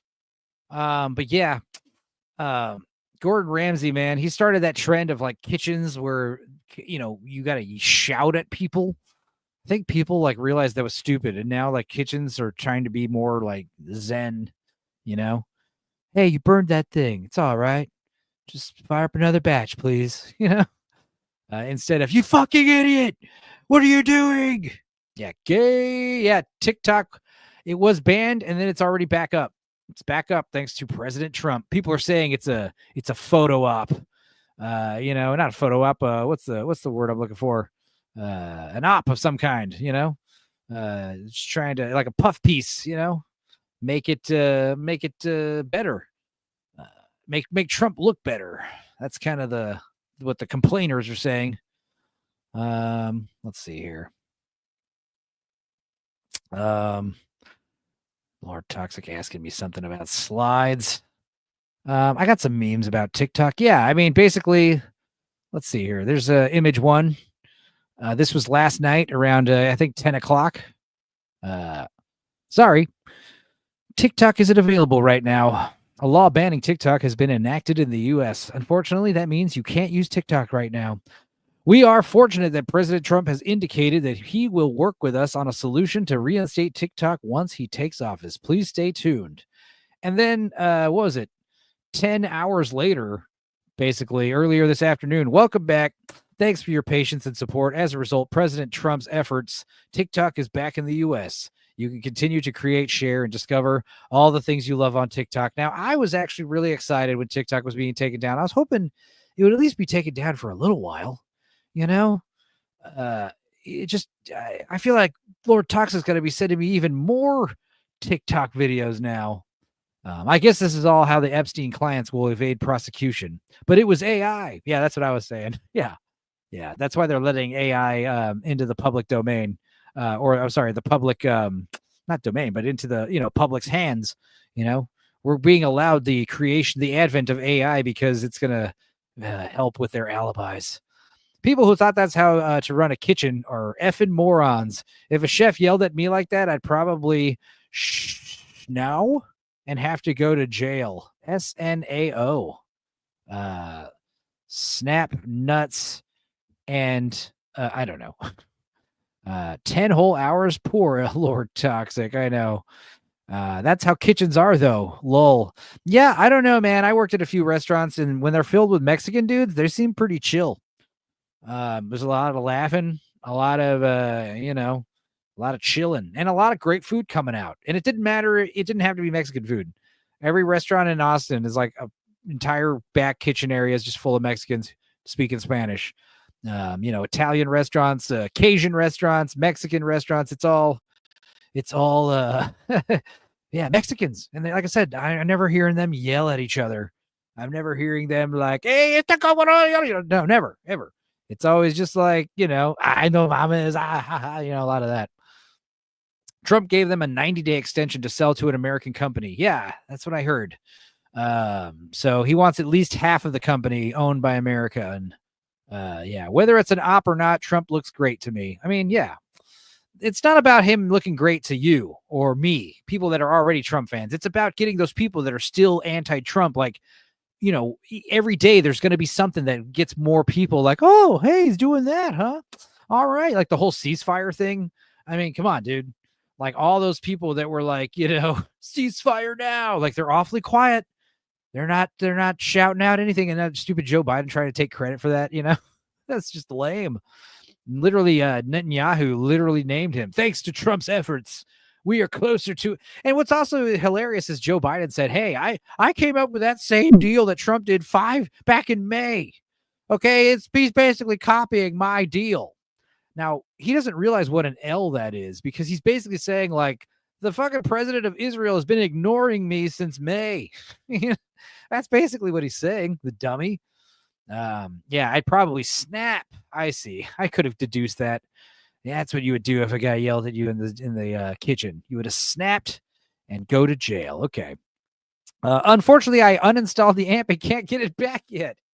Oh my God, you silly boy. Yeah, because they've taken it down off of the App Store, so you can't download it on your phone anymore until they bring it back. I'm sure it'll be back up later today, though, so don't worry. The best kitchen is a quiet kitchen. I agree. That's how I like to cook, in silence. But of course, I don't have to cook, a bunch of different meals, a bunch of different ways all at once, quickly, as fast as possible. That's a high stress environment, dude. But yeah, I was hoping to get more of this, this kind of shit. I used to be famous on TikTok. I had a lot of friends of mine, specifically ladies, like all posting the same screenshot on their stories or whatever. Something showing this, like, boo, oh, it's just censorship, bro, not cool. And yeah, already rejoicing, like, yay, it's back. I had a couple friends saying, showing screenshots of their TikTok page. Some of my friends have like 1 million followers on TikTok. It's like, good God. that's cool, I guess. But yeah, being famous on TikTok. I mean, that was the kind of the thing about TikTok that made it so popular, was like you felt like you were important, because it really does feed your shit to the algorithm, and you do get a lot more attention. You do get bigger numbers on TikTok. You know, you put a TikTok out there and you will get viewers. It's crazy. Or so I've heard. So, you know, it's that endorphin rush, you know, and, you know, I think this whole thing about dead internet theory, you know, there's definitely a lot of bots running a lot of these accounts, a lot of these following a lot of these pages. I experience it all the time on Twitter.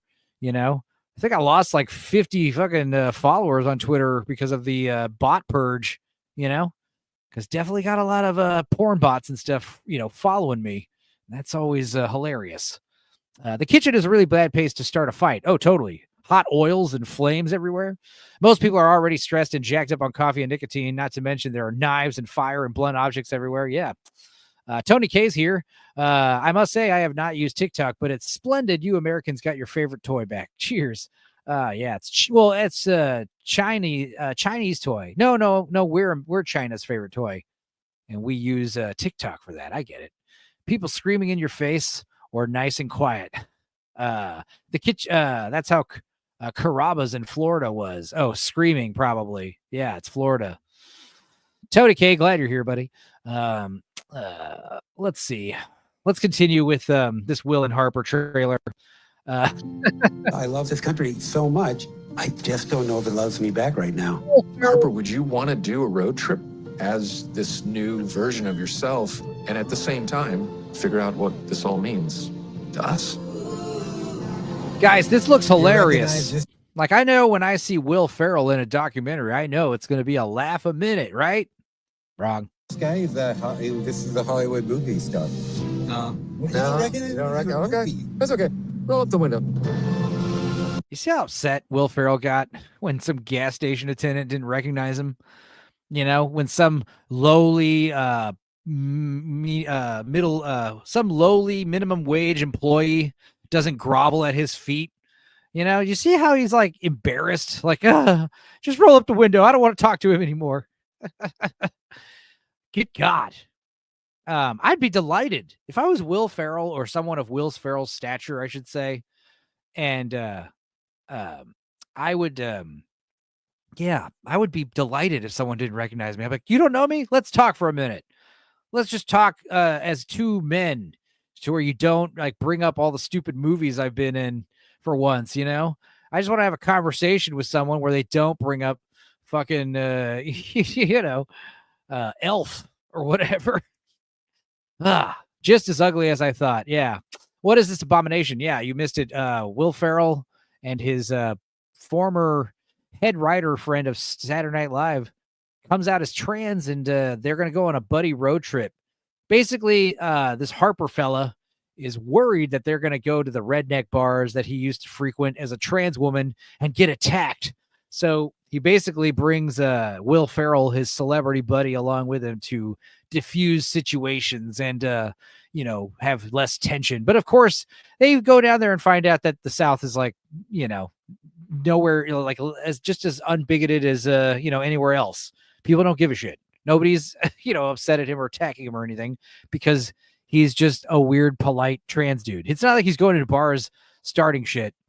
Screaming is not how you get results in a creative environment. Yeah, or a comedy. That's another thing. Will Ferrell. Screaming doesn't equal funny. The new woke Will Ferrell is not my favorite. Yeah. And it's a documentary. Just one question. Why? So you can get these kind of Sundance accolades.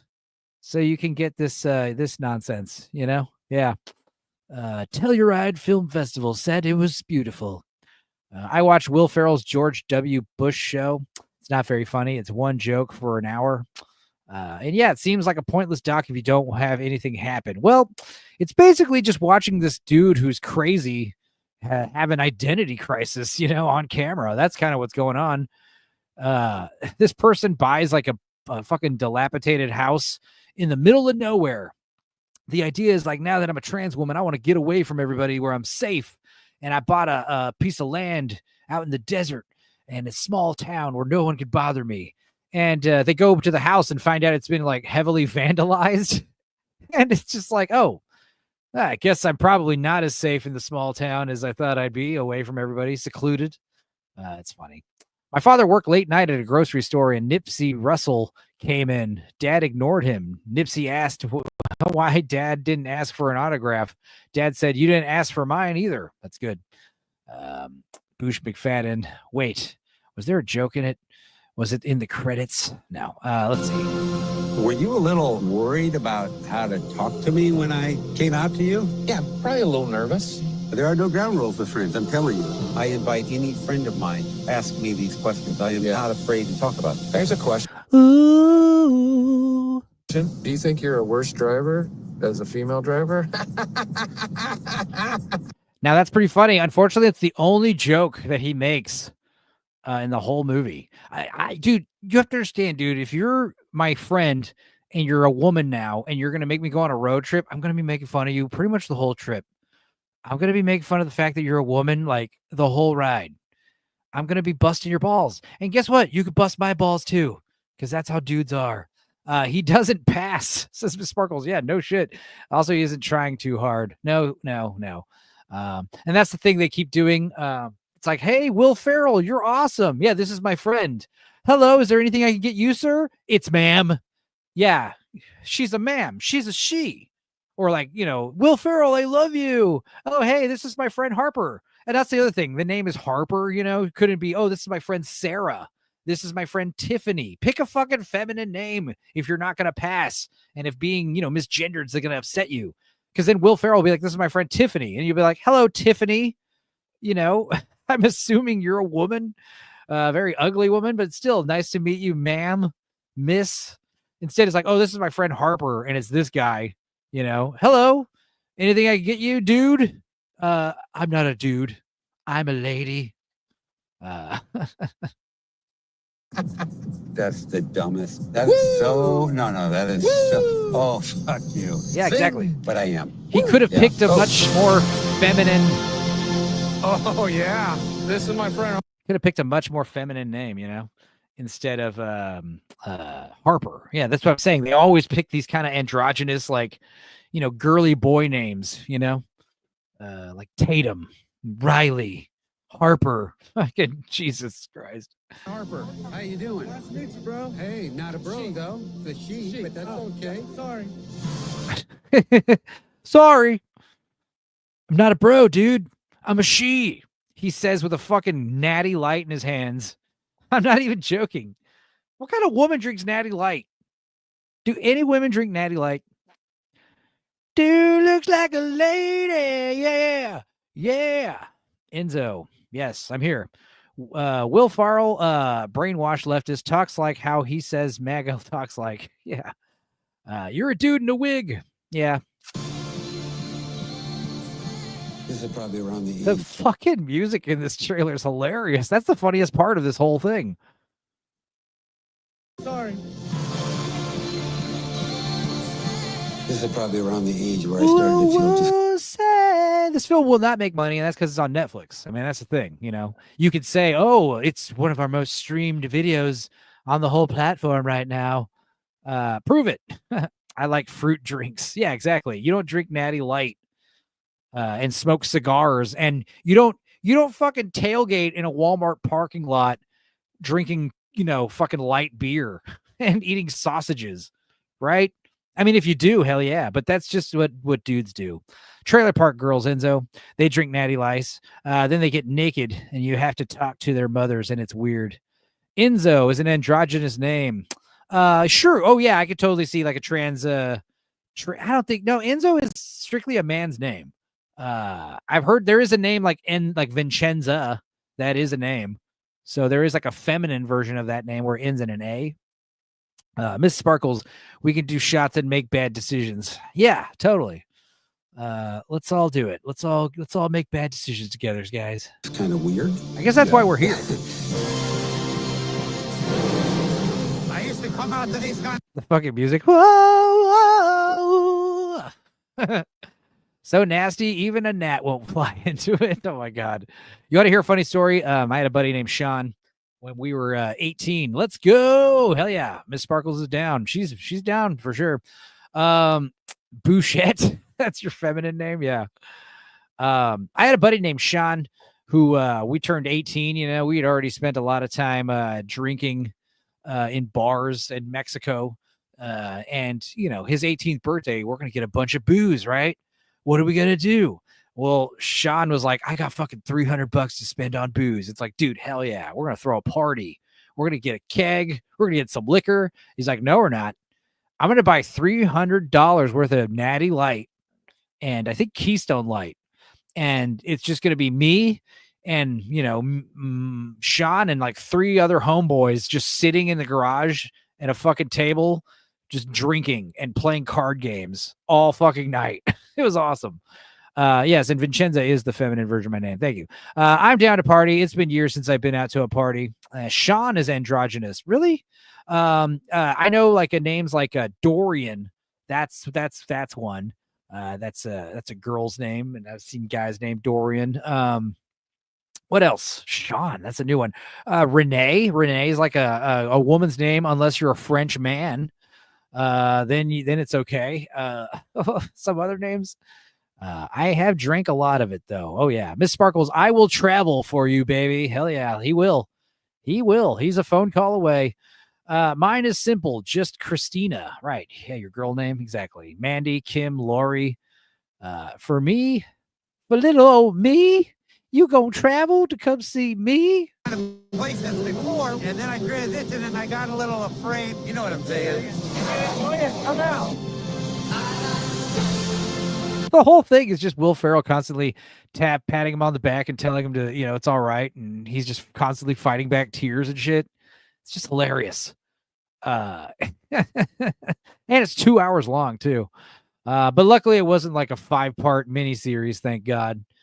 But yeah, it reminds me of Cynthia Erivo and Ariana Grande. Just like, you know, we have a much bigger white celebrity here to be your, you know, your emotional support animal to hold your hand and pat you on the back when you're talking about these really difficult things, like you know, being a fucking award-winning writer. You dipshit.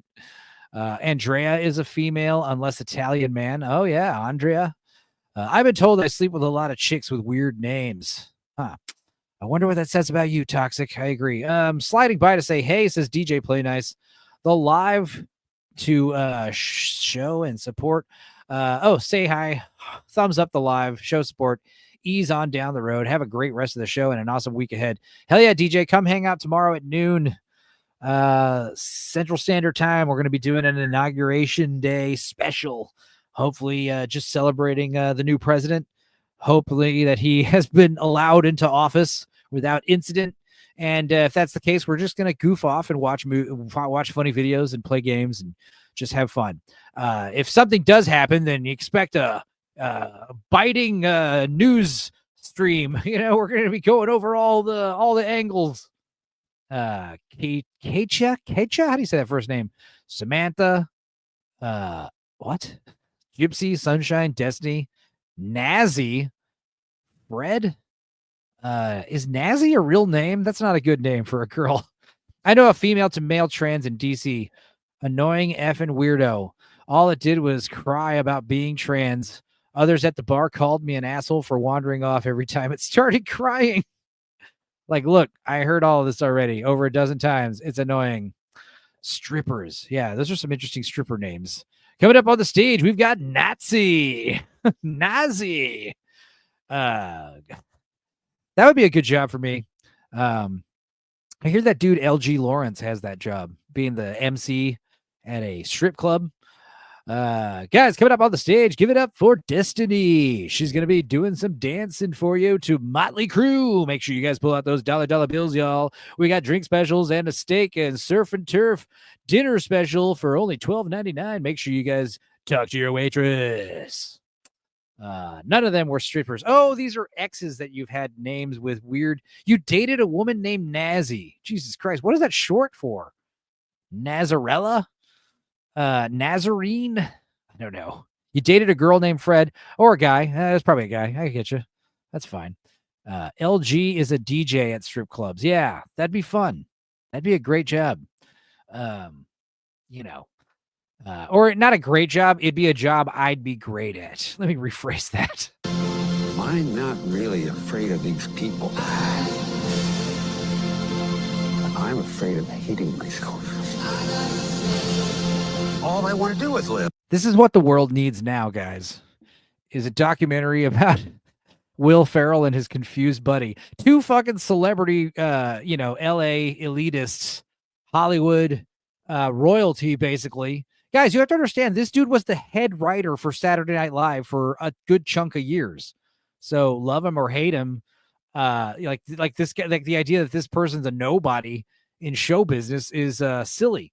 He's also behind many of Will Ferrell's weirder movies, like Casa de Mi Padre or whatever the hell else he was in, the weird Lifetime movie. You already hate yourself. That's why you cut your dick off. I think Harper still has his dick, and Will Ferrell does ask about his dick a few times. So what are your plans with your dick? Imagine if me and Lord Toxic went on a road trip, had a bunch of beers, stopped at bars, and I asked him on more than one occasion, what are your plans for your dick? What are your plans for your genitals? Planning on keeping those? Most of my exes become lesbians or pass away, like an alarming amount. Okay, says Lord Toxic. Yeah. Oh, guys, there's other celebrities that show up. Tina Fey and Tim Meadows and Kristen Wiig. Oh, my God, Kristen Wiig. They call Kristen Wiig on a fucking video chat. And they say, hey, Kristen, we want you to write us a little song. And we want you to write us a song about what we're doing right now. And they give him this idea. And he's like, I want it to be, I want it to be fun. I want it to be this kind of song. And she's like, oh, okay. They hang up and he's like, am I actually, is this like a job? Are you paying me for this? And it seemed like they were just calling to catch up. And then next thing you know, they drop this assignment in her lap and then they hang up on her. And then they call her back a few days later, like, hey, Kristen, how you doing? Just want to check up on that song we told you to write for us. It's like, you guys are creatives, write your own stupid song. All leftist Hollywood elite. Damn it, Enzo. Now we want to see the Enzo and Lord Toxic road trip documentary. Oh my God, that would be something. Toxic is turning trans? Is that why you're asking him on the help on that trip? Yeah, maybe. No, maybe I'm the one turning trans. There you go. If he isn't, why did you pick him to be the one turning trans? I don't know. I'm just saying, imagine if me and Lord Toxic went on a bro, because that's what these two dudes are doing. They're doing a bro road trip. They're doing Tommy Boy, David Spade and Chris Farley. It's a masculine thing. When it's totally different road trip when two guys go hit the road versus a man and a woman, when two dudes hit the road, it's like a pilot co-pilot situation, man and woman hitting the road. It's I don't know, very different dynamic. Enzo and Toxic road trip would be something. Yeah, it would.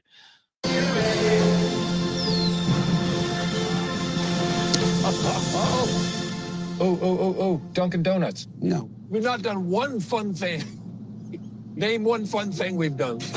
Oh, that's the other thing. The what are the product placement tie-ins? Dunkin' Donuts, Pringles. They keep bringing up Pringles. They bring up Dunkin' Donuts 7 times, and there was another one. Can't remember. But yeah, this was hella gay. This documentary, I don't recommend. Of course, you didn't need me to tell you that, though. Obviously, right? Let's see what our buddy Leon's talking about now.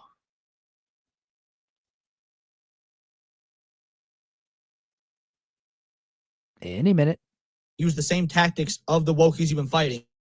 B, roll with the punches. If you're going to go on your platform and call people faggots over and over, you can't be upset when.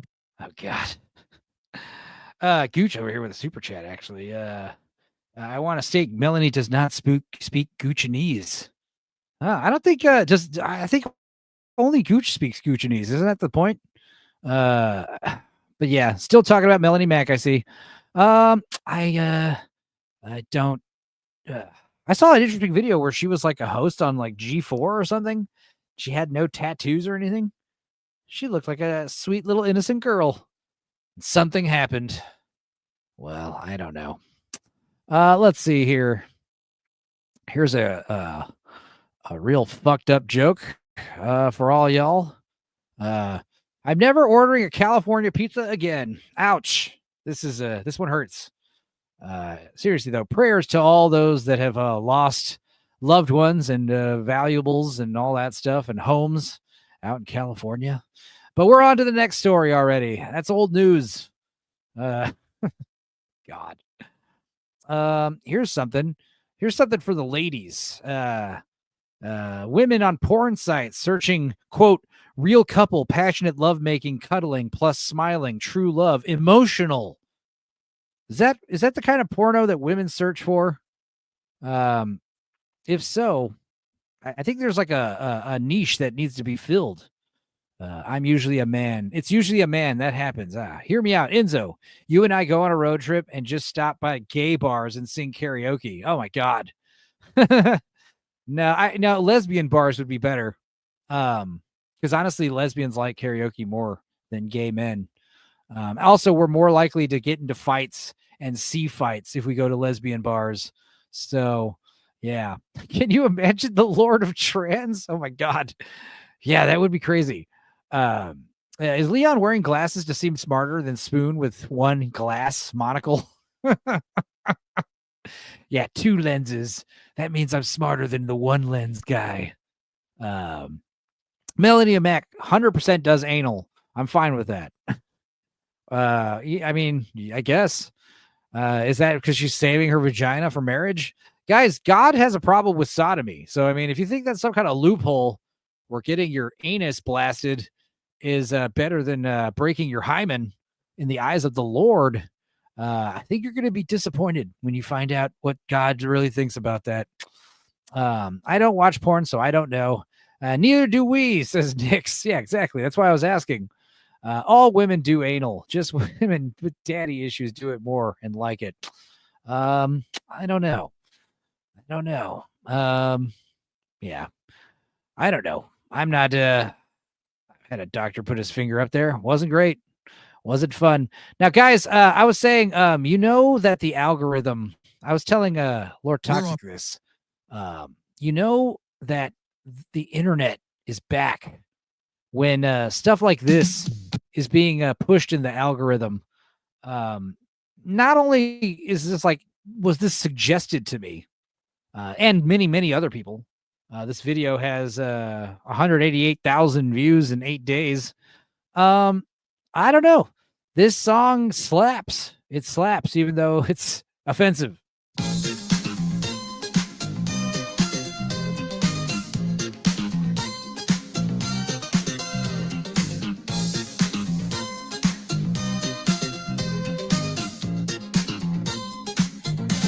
They tell me there's words that I can't say. All the stupid rules are fucking gay.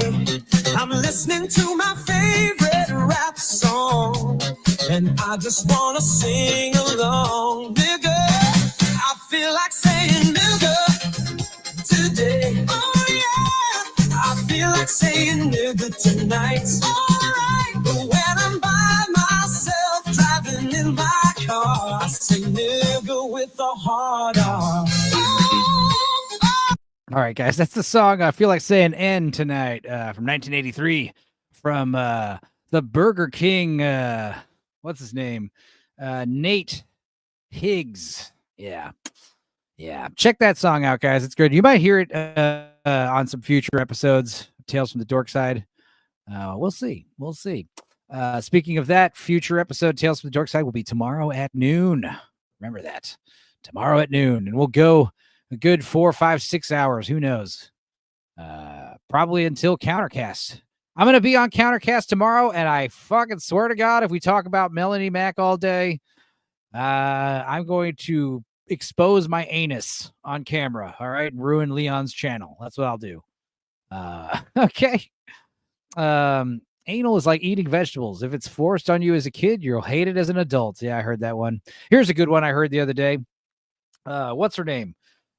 Lee. What was her name? Lee Harper? Who's the porn girl? What was her name? The one who had all the anal sex. Let's see here. I'll remember. It's right here. Miss Sasquatch. Lily Phillips. All right, Lily Phillips. I'm making AI song for you now, says Miss Sparkles. Oh, you're so sweet.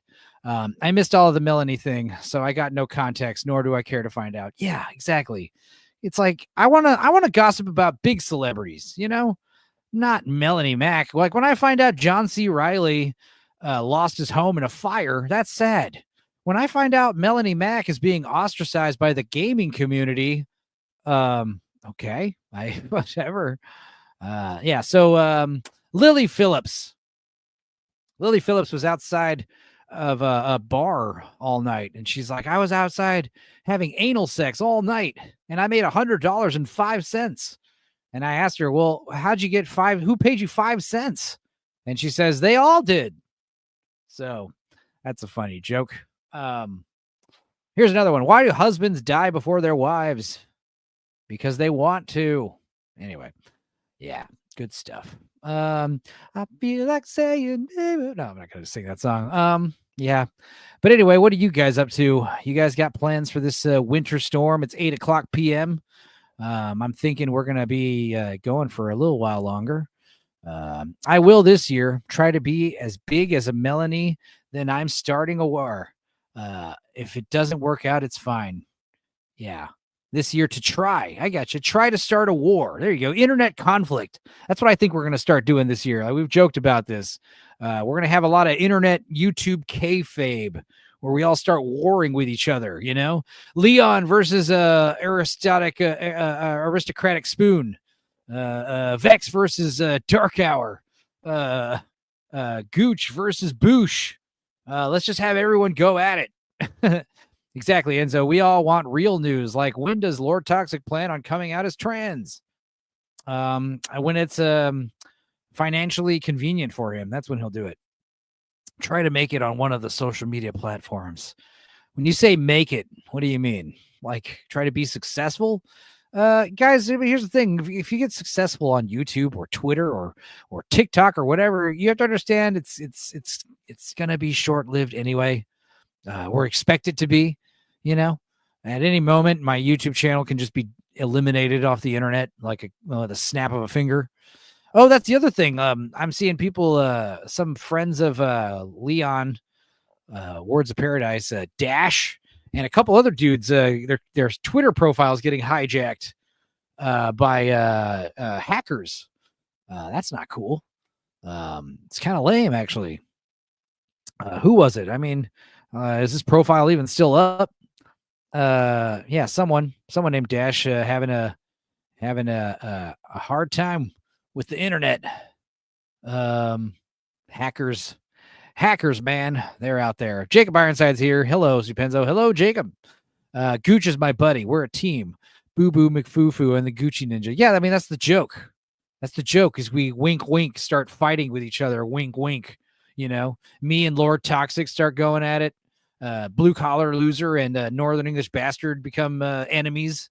It'll all be for better ratings, you know, more interesting streams. Because not only should we discuss these dumb gay movies, but we should be fighting with each other personally while we're doing it. That'll make it way more interesting, you know, like literally calling each other names and then screaming at each other while we're debating, you know, what's a better sequel to Friday the 13th or whatever the hell. Yeah. Are they having a real war in those other circles?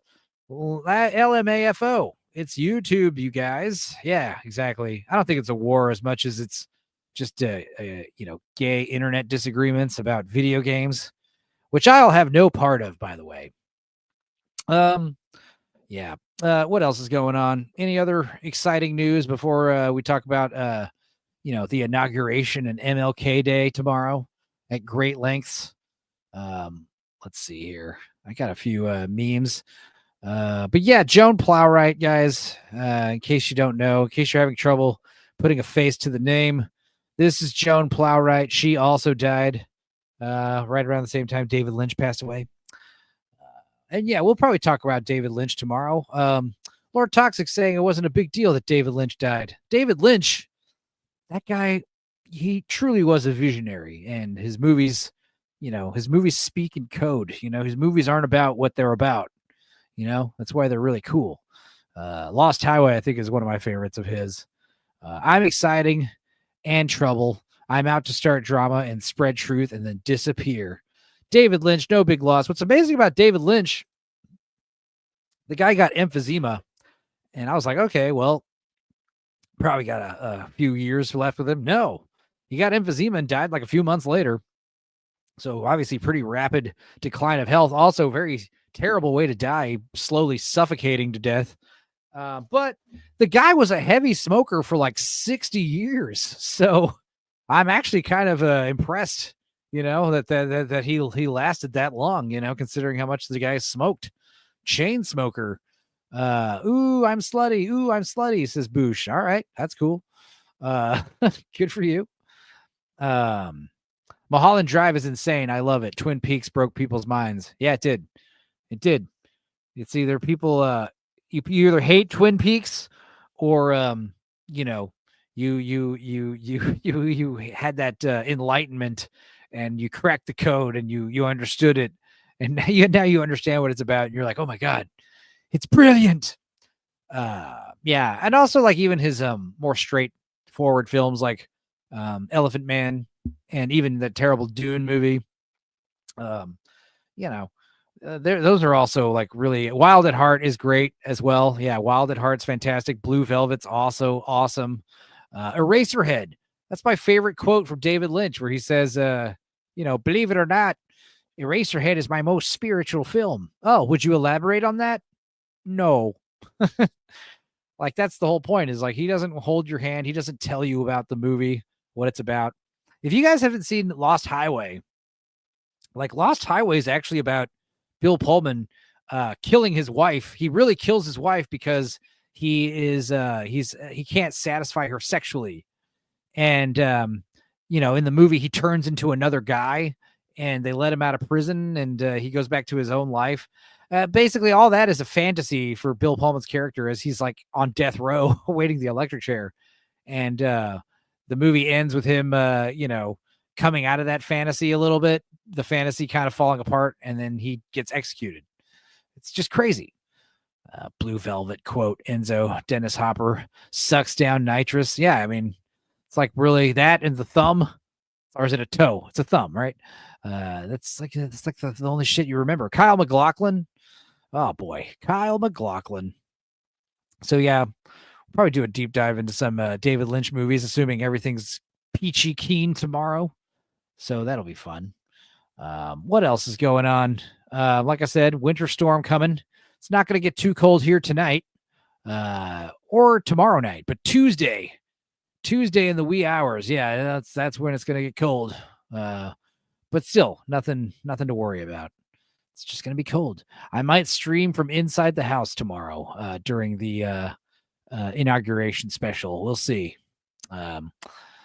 There's something to Kate about Twin Peaks. I've started watching it several times. I don't get it. Yeah. What does swath mean? Like a swath, like you take swaths of, like a gauze sample of something, swathing a wound with some gauze, right? It's already freezing out. Yeah, it's cold. What's the temperature right now? Hurricane, winter storm Enzo live update out here in East Texas. We're looking at temperatures of 8:14 p.m. It is 35 degrees. So yeah, it's getting a little chilly. I think we got a low of 31 tonight. Or 31 this morning, I should say, around sunrise. Let's see here. What else? I got some messages. Miss Sparkles tagging me in a post. Very nice. Very sweet. You didn't need to do that. Yes, and of course, Adam DX2 X42s. I'm sorry, dude. I'll get you a video for this werewolf versus T-Rex thing. I promise. I'll make it happen this year. That'll be my New Year's resolution. It's like a wide area, a swath. Yeah, a wide gesture. I don't know, says Boosh. Yeah, swathing. I know what wafting is, right? Okay. Well, I guess let's just watch another stupid video. What should we do? Should we watch something? Should we watch should we do a pool party since it's so cold outside? Boosh has some photos he wants to show me here. Let's see here. This is from AOC saying, under capitalism, man oppresses man, but under socialism, it's the other way around. Brilliant. Brilliant. What a genius. I'm assuming that was supposed to be funny. Here's a new Lego set that we can try to get for the kids for their birthday. The cotton picking set. Jesus Christ. That is offensive. All right. And let's see, one more meme. Name Eli, 2,700-year-old. Bio, just a single elf mom who's done playing and ready to settle down with her elven prince. My son Gorbosh Grabago is my everything. Finished with orcs and goblins. Must be 6 feet. Have all skills maxed and 1 million gold. That's funny. That's a video game reference I understood. Here's a video game reference I understood. I was actually shocked I understood this. Where is it? Let's see here. Sent it to myself, I think. Didn't I? It's over here. I sent it to some people. I'll have to track it down. Let's see. Scroll up. There we go. No. There we go. Let's see. Here's a video game meme I actually understood. Fan theory. The entire plot of Far Cry 3 is just Jason's made-up story to explain why he got a tribal tattoo. See, I understood that reference. I thought that was funny because I played that game and I get it. So good stuff. You are too cute. And it's spelled with an E. Swath. Okay. Well, thank you. Thank you. I still think the poop Lego set was hilarious. Yeah, that was funny. Lego must be out of their cotton picking mind. Cotton picking mind. The South is doomed. No, the South will rise again, Jacob. You have to understand. Let's see. I feel like saying no, I'm not gonna say it. What else? Oh yeah, there was some kind of Trump coin. There's a Melania coin that's doing crazy good. It's wild. What else? What other stupidity is happening? I guess we'll watch. Is there something we can watch? Should we do? Oh, let's see here. I got some videos saved away for a situation like this. In case Bush says the U.S. English doesn't have time to be adding dumb letters and words.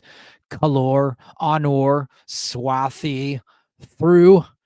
Color, honor, swath, through. Thank you. That's how you do it. Adult Dora the Explorer. Yay. No, we're not going to watch that.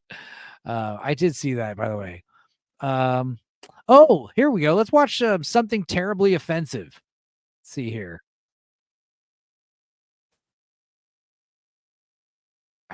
Let's go back to the beginning.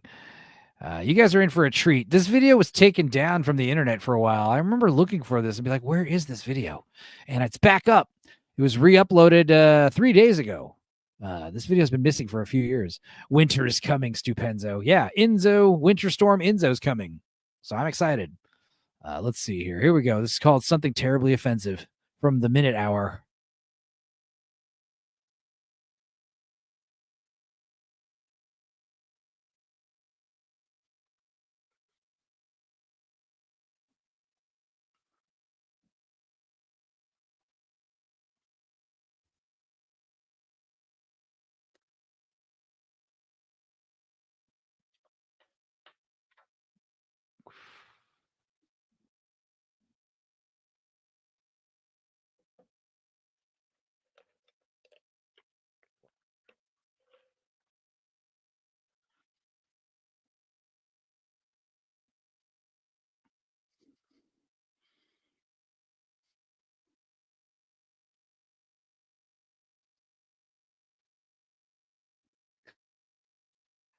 God damn it, Boosh.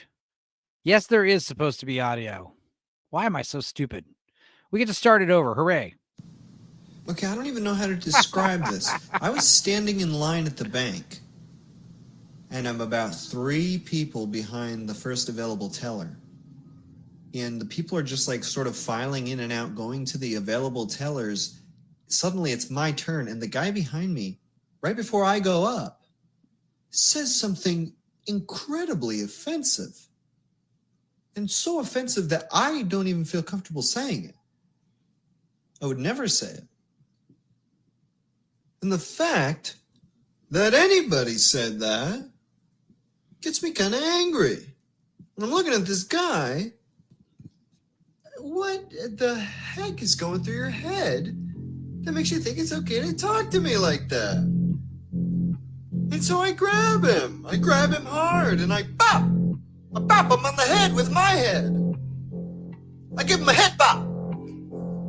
Oh, and he doesn't appreciate that. He'd rather not have that happen, that's for sure. But I bop him again.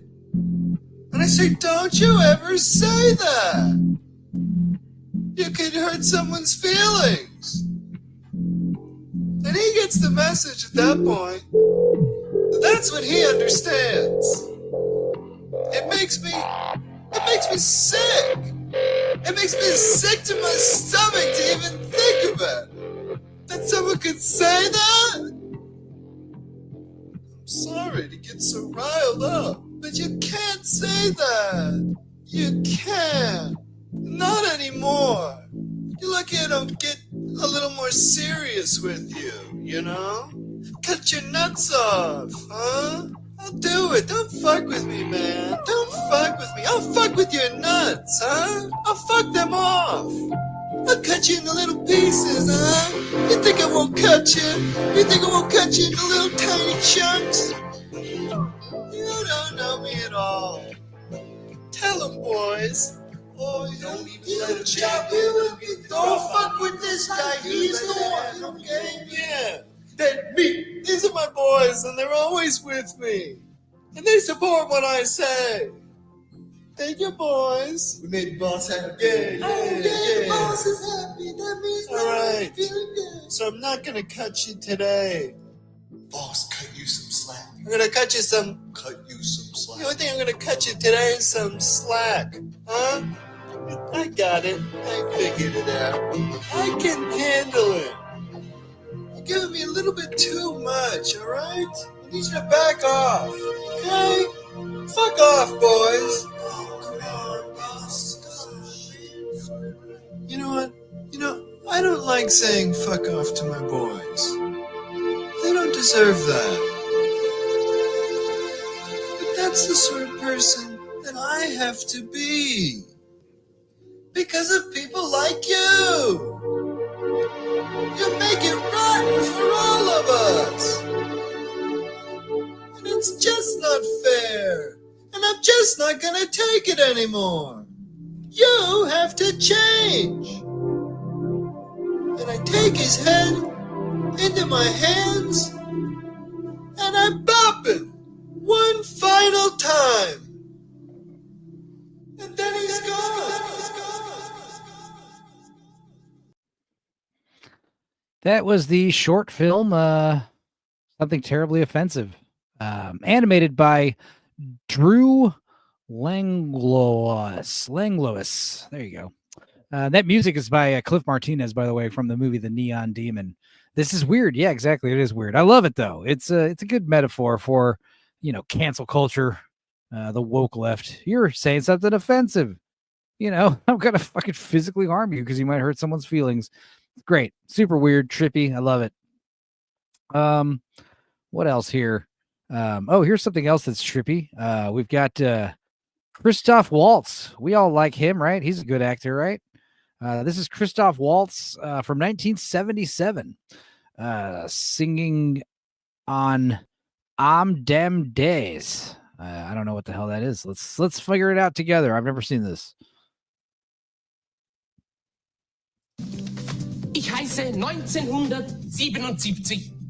1977? Ja, 1977. Ich bin das neue Jahr und ich bleibe jetzt bei dir.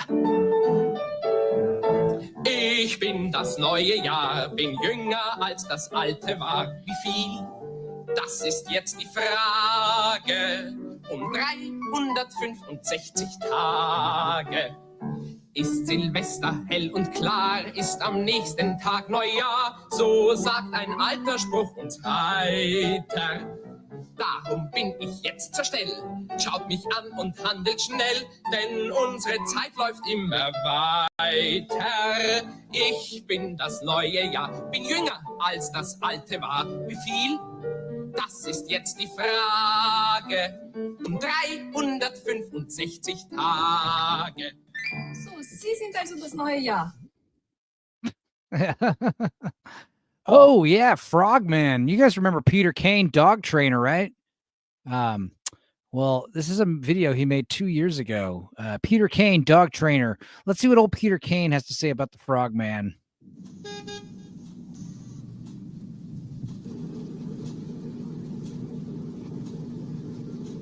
I sense anger. Are you angry at me? I am only here to protect you. I cannot hear you unless I'm close.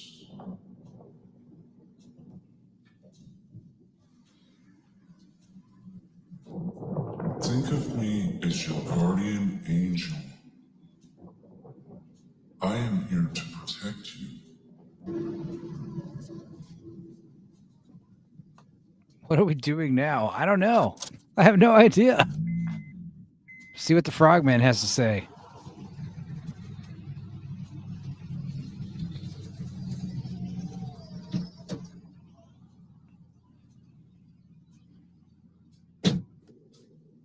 I never realized how little Peter Kane is. He's a small man. Look how tall he is to his car. Please come down to my level. I need to talk to you. Please. You're right. No, Miss Sparkles, I know. He is the guy that got raped by Bigfoot. I remember. Yeah, he's famous. This is Peter Kane. I know him from his amazing what it's like to have a pet raven videos.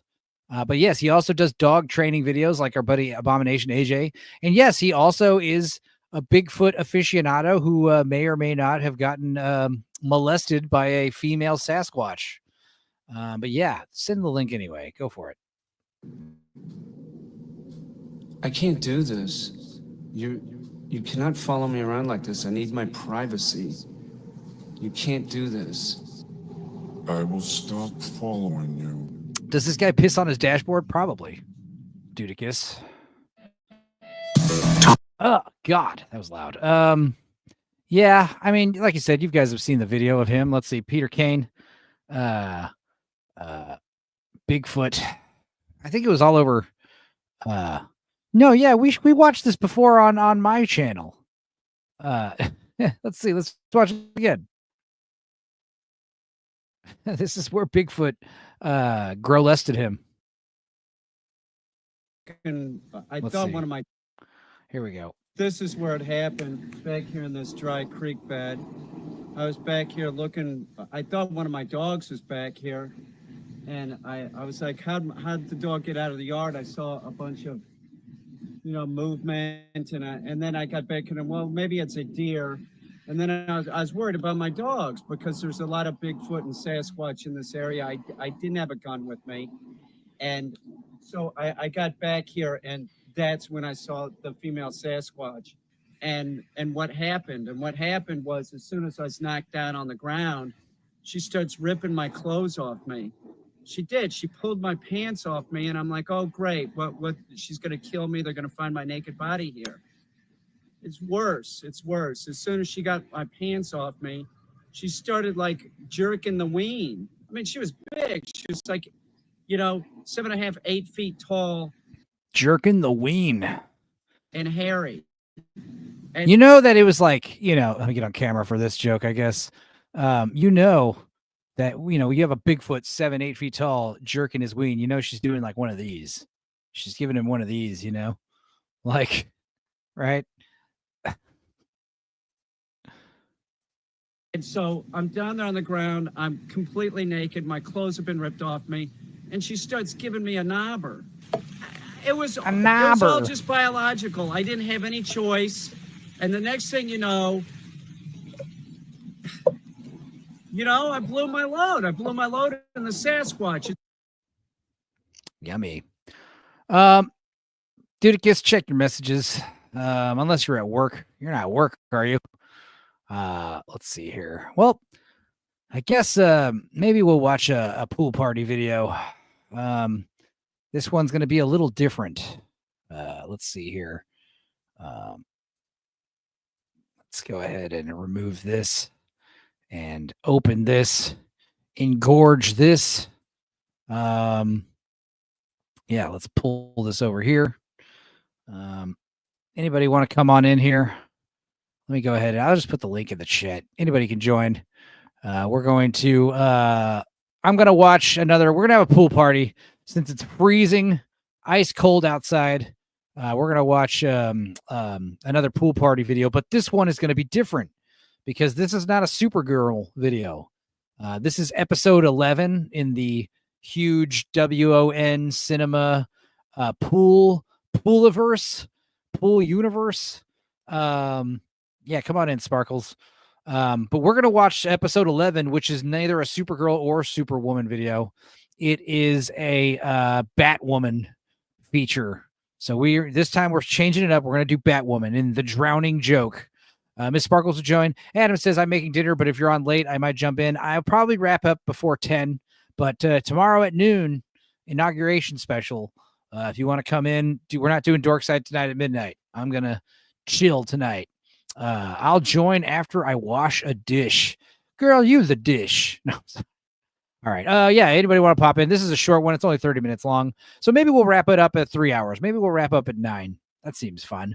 Here we go. Let's go ahead and do this. I haven't seen this, guys. I haven't seen any of these going in, so we're going in blind. No subtitles, unfortunately. And no, I'm not hearing audio, so don't freak out. I don't think there's audio yet. This is no way affiliated with DC and Warner Brothers. It is it's a non-profit, not-for-profit fan film and is not intended for sales of any sort. This is a fan film. Do not play this at home, this at home. I will not be joining for Trump, but thanks. Oh, yeah, no worries. Like I said, probably just going to hang out and watch stupid videos and just, get drunk. Day drunk. That'll be fun. Day drunk in the cold. That'll be fun.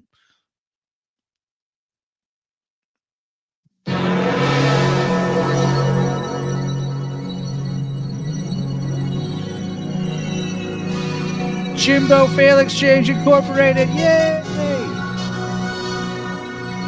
iPhones abound, boys.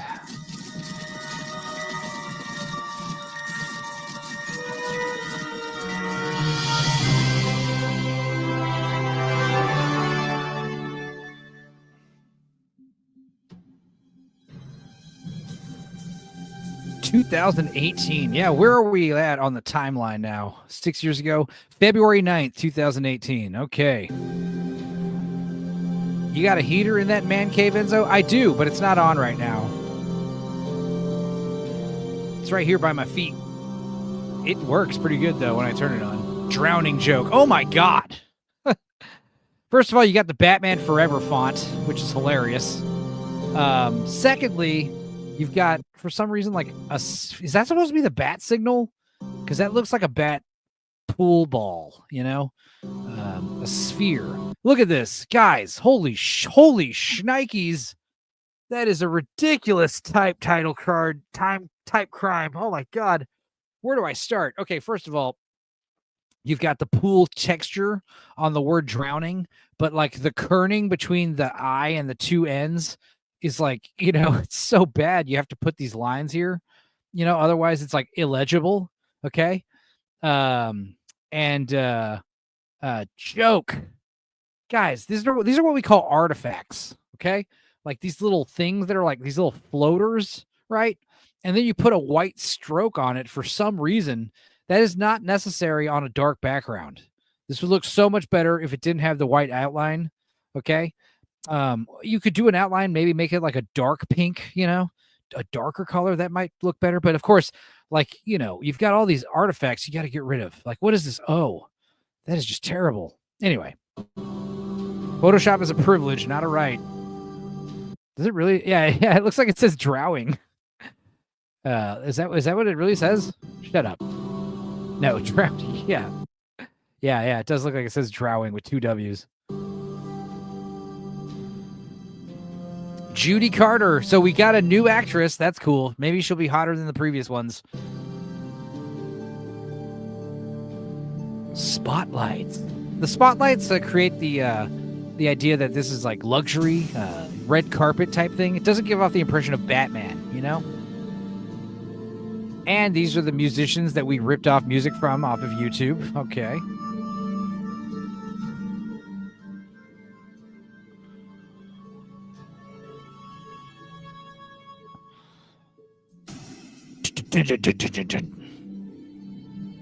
We're using the Warner Brothers and 20th Century Fox sound effects library. Hell yeah. We've hit the big leagues, boys. And again, still we've got the same. Jonathan Rios, Jackie Gonzalez, and Ricardo Reyes. Oh, God. Already. The audio mixing is a common problem with all of these. Hello, Alicia Wayne speaking. Hey, she looks like a friend of mine. And yes, an upgrade from the previous girls. We'll see what she looks like in a swimsuit, I guess. Get ready. Got a busy day ahead. Dudicus. What'd I miss? I'm so a woman got a phone call. Hell yeah, she did. All right. And she's a new woman, and yet she's still in the same house. I recognize that front door. You said you had quite a liquor store story. Do you want to save it for tomorrow, or do you want to tell us it today? Oh, I'm gonna save it for tomorrow. It's a banger. Okay, save it for tomorrow. I'll try to make I'll try to debut a liquor store intro video for you. A liquor store story. Try to do that tonight, maybe. Okay, cool. So bitches love phone calls. This is true. Put your name as many times as you can. Here we go. Let's continue. Ooh, she got a decent backside on her. Cut treat. But of course, it's the same house, Superwoman's house. Radio station 920 WO. There's a cat. Whoa! There's an actual other living creature in this house. We got production value, ladies and gentlemen. And of course, we've got our little wire, our cable friend. They're still here. The strange cable coming out of the wall. She got good hair. She's a bit more feminine than the previous actresses we've had. She's not a chonker. She does have a similar face to the first one, though.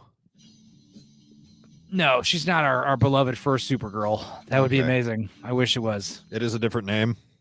Yeah, and also, if it is her, she's lost a ton of weight. No. So we're watching her listen to some music. I don't. It's what I do when I listen to music. I put it on the TV and then I stare at it. I do the thinker pose. Oh, here comes the news that we can barely hear. Bose! You bet your sweet ass we got production. Because if we just saw a black speaker, we'd be like, what the hell are we looking at? Wait, that implies she's just looking at the speaker while she's listening to this. Yeah, no, that's what she was doing in the previous movies, or Supergirl and Superwoman were doing. Batman is also on the scene investigating the burglary as well. Are they trying to do an Adam West voice? They're trying to do like an Adam West voice. That have taken place in the city metropolis, National City, and Lakeland. Batman and Gotham Police have stated to the media that the suspect they believe is connected. I mean, I can't really hear what he's saying, but like he is trying. So for the last couple of days, he's armed and I hear effort. This is strange. Is that better? The city of Gotham and the suburbs to be on the lookout. The problem is if like something loud happens now, like the phone rings, it's going to be ear deafening. So she's going to use her supervision. It's going to deafen us. No, she's Batwoman. She's got no supervision, right? Oh, this is okay. This is a Batwoman video. Yeah, you missed that. That's what you did miss. This is not Supergirl, Superwoman. All I saw was this is episode 11. The drowning joke or whatever. Yeah, the drowning joke. WON for more details on this breaking story. For now, this is Don Woodfield reporting And this has been a WON Newsflash Bulletin. They're great. great. Regularly scheduled program. Oh, that certainly was a scene. Well, time to do some dressed. kegels. Yeah. Whoa. Hey, are they allowed to use the Dark Knight Batman logo from the Nolan verse? Like, are they allowed to use that? I don't know. No. So she got dressed, I guess. Now to scroll Tinder. Well, Bruce, or shall I say Batman? What's up? Yeah, please don't say that. I'm at a meeting and I'm on speakerphone, you bitch. Dumbass. Fingerprints. That's good to hear. Any word on who they are? Okay, you're at the lab right now. Perfect. Jacob Iron says, did you guys see the size of the cat's testicles? No, but we're going back to. Let's see them. Well, now we have to go check. Yeah, don't just say something like that.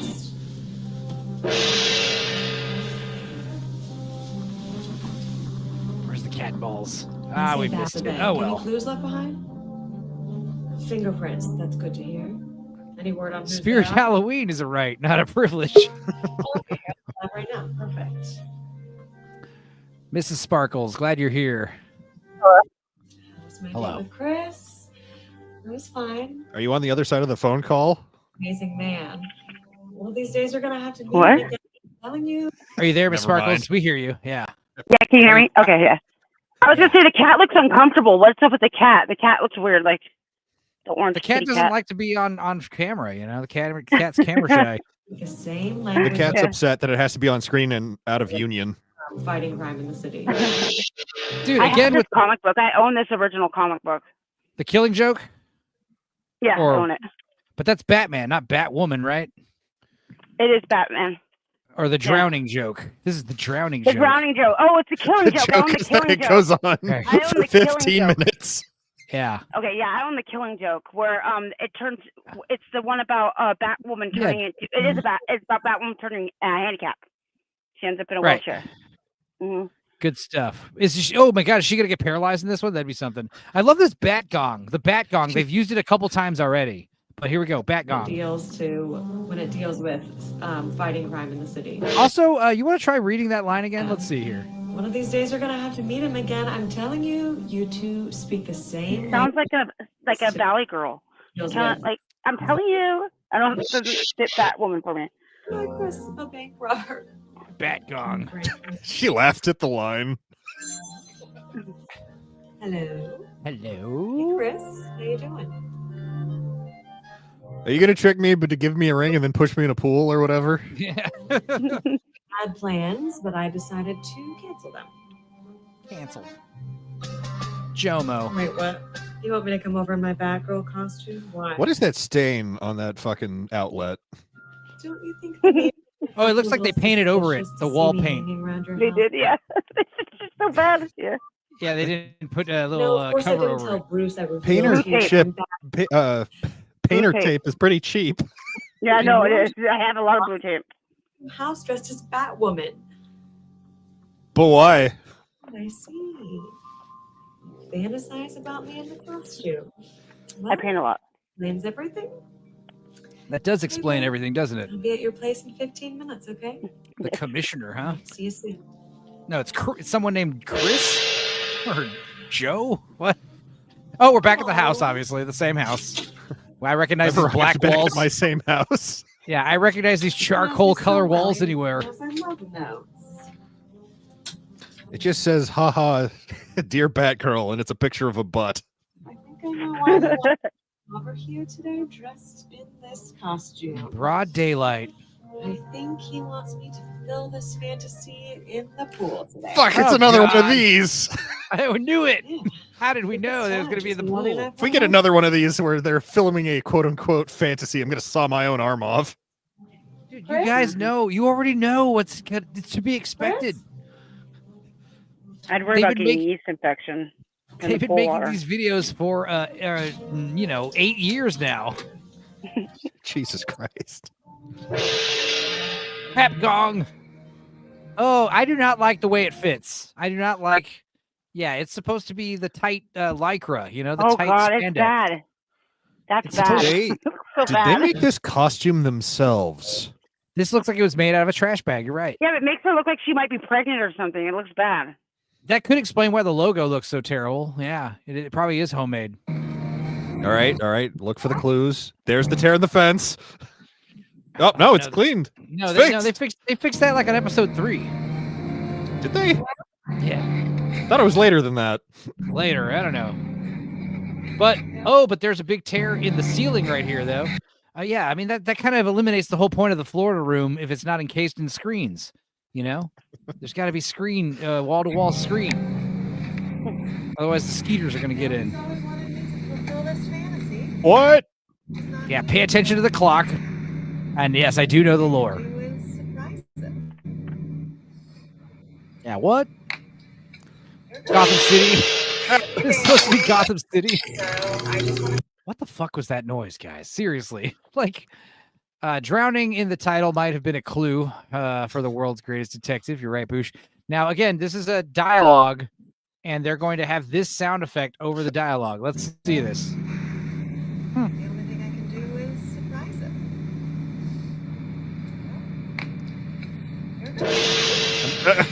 I'm glad they cut to the same scene. Say thank you so much for always making me feel so loved. What is that?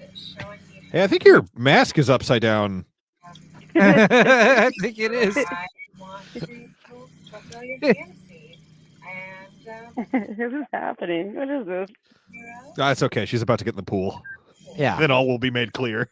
fast, relax, and here we go. Will someone have Joker makeup on? She's literally talking to us, guys. She's going to fulfill our fantasy and get in the pool for us. What is going on over here? What is all this? Why is that fantasy of her being in the... Where? Because thanks to these videos, we're all pool fetishists now. Because these videos have radicalized us into pool fetishists. Get with the program, Sparkles. Are you serious? This is what this No. is turning you on? Does this make you feel good? Do you feel like are you so hard right now? Define good. Yeah. Are you heated up? Did she? Did she have her mask upside down? I think so. As long as she gets in the pool, whatever. Jesus Christ, the audio mix is so terrible every time. This guy owns 2 properties with pools. How can he not afford a boom mic? Hi, Batwoman. Hello. Hi, Batwoman. No, but the camera bullshit is the what's the word I'm looking for? Dutch angle. The HUD. The Oh. camera HUD isn't there, so Yeah. she's not waving to anybody. Right. You had one job, Mark or Jimbo, whatever your name was. What the hell's happening? What is this? Dude, there's literally like 38 of these videos that have been made over the past 7 years involving superheroes in this pool. What? Superhero. Hey, that's not true. girls. Sometimes it's a different pool. It's been, there was a A couple fancier pool on- but worse pool. Yeah, there was a couple pools in 2 episodes, and I'm glad that they came back to the original pool. I'm going to go out on a limb and suggest no one involved in this qualified for Mensa. They splurged for a GoPro. No, they've had the GoPro. Underwater, isn't that is a fetish though, or watching Yeah, people underwater. Yeah. So you have to understand, this is the camera that she's making the tape for, and what they Yes. saw was her just go underwater and come back up. Mad Cat Lady needs to up her game. Maybe we'll watch a Mad Cat Lady video after this real quick. Oh my god. Clap. Where are we in the video? How far are we in? This is the shorter one. This is 30 minutes, but we're only 10 minutes in. So Hell yeah. I love how I'm like, this is a shorter one. It's only half an hour What? of this. Why couldn't they roll up the whole tarp? I don't know. It's his pool. Like, why not? It's probably the dead of winter and this water's like fucking 32 degrees. And That- she's like what? freezing Dirty. right now. What mine's full of dirty. Don't worry, darling. The superhero suit will keep you warm. You didn't have the budget to rent the scuba gear this time. Exactly. I don't know. We haven't seen the clock yet, so if we get Yeah. we pan the camera that way, we might see it. Make sure my boots are up. I'm not going to take them off. Heavens no. The whole fantasy is I'm fully clothed. Totally safe for YouTube content. Children can watch this probably, you know?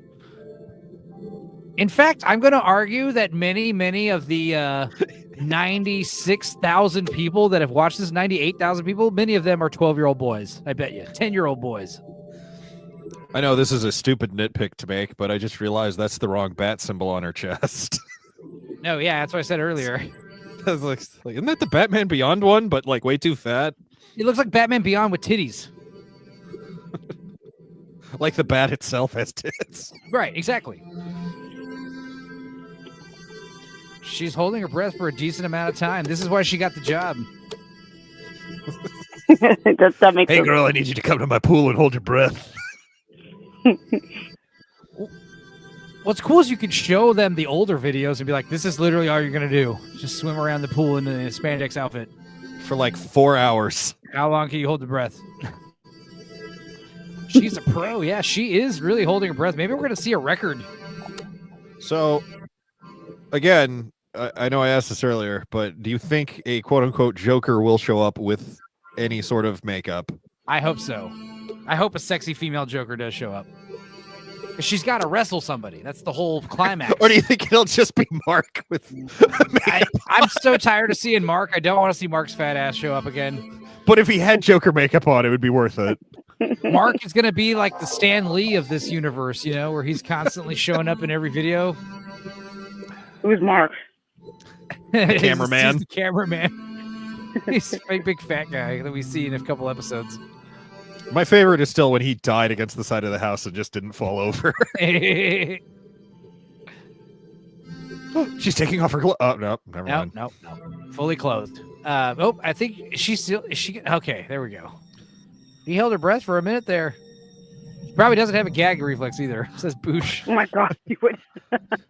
Batwoman, look out for that iceberg. Here we thought she was going to get out of the water. How stupid of us. She's going to stay down there some more. Oh, there we go.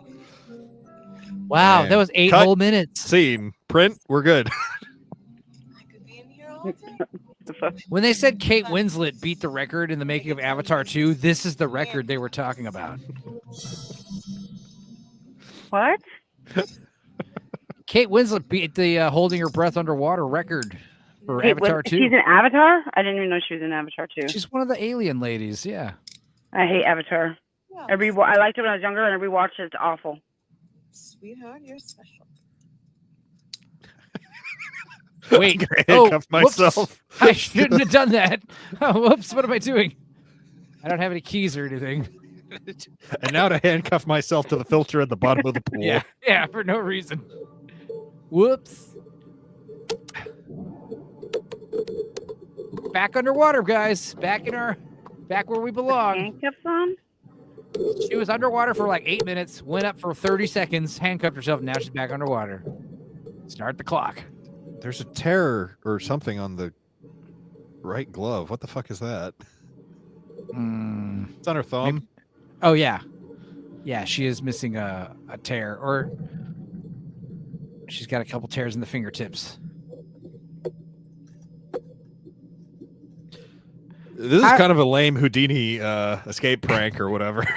Yeah, are you on the edge of your seat or what, Sparkles? I know. She's going to drown, right? We wish. She got her handcuffs off. So. Oh, it was really cool how we didn't see how the trick was done. I don't think the handcuffs are in every episode. No, Boosh. No, those are new, but I'm still not enthused. Not sure what this is. What the point of this is. The skull, it's back! That's what we've been saying watching the previous 10 episodes, you know? Imagine the same exact thing, but with Supergirl and Superwoman. So this is different because it's the first Enzo, the first Spatwoman one. Enzo, how many of these are there, and when's the last one? There's about 36, I think. So like I said, we're going to chip away at these for a few weeks, and then we'll probably do another big pool party soon when we watch a bunch of them. It'll probably be in a few months. I'm thinking by spring, maybe summer, we'll be done with all of them. Babe, can you please come help me? I've got a cramp in my leg. Cramp in my leg. Babe, this isn't Well, you could. Well, darling, you could She take a step doing back, Hamlet? take another run at that line. Help me. I'm tired. I shouldn't have eaten before I went swimming. That's the conflict of the episode. I shouldn't have ate that hot dog That's before how I got you in the beat pool. Batgirl. That's how you beat Batgirl. You get her to fulfill some weird fantasy kink and then just have her tire out and don't save her. Supergirl was chained up. Yeah, that's right. She has a cramp. That's the whole thing. Ow, There's my nothing else. So she's going to do the same thing except mildly struggle. When's Guys, the Joker going to show up? Dude, David Lynch, his work has influenced many, okay? This is like Lynchian, this is going to be like Shut the fuck up. This is going to be like our Twin Peaks. When this is over, we're going to realize like what this is actually about. We're going to be blown away. Shut the fuck up. Holy gastric distress, Batman. Her suit is full of water. Yeah. It's metaphorical, Dudicus. Yeah, exactly, bro. Please elaborate. What's the metaphor? It's a metaphor about how, everyone should own a pool. I can get behind that. All right. You turned me around. Yeah, it'd be funny if these were produced by pool salesmen. She got paid for this, right? I hope I feel so. like this is a fetish thing. I feel like it's something for fetish. You said that. Yeah, Vincent Anto's here. Enzo, what the fuck is this? Vincent, this is there's a series of these fan fiction super heroine films where this is episode 11. There's like 20 something more, and they're all like a girl, an actress dressed like a superwoman, Supergirl, Batgirl, struggling in this pool. Has there been more than one Superwoman, or is that just that? No, there's been several Supergirls, a few with Superwoman, and then there was a few standalone Superwoman episodes. So, Okay. yeah. And this is their I first think I was thinking of Nuclear What is Girl or that? whatever. Oh, right. Boating and bloating, motor bloating. Oh no, the skull. Yeah. I guess it's kryptonite. What was all that crap to the left of I think her? there's sperm on Yeah. the screen or something. Could you wipe that off? This bad woman is not too bright. Skulls don't float, says Boosh. Or sink. Why do you know that?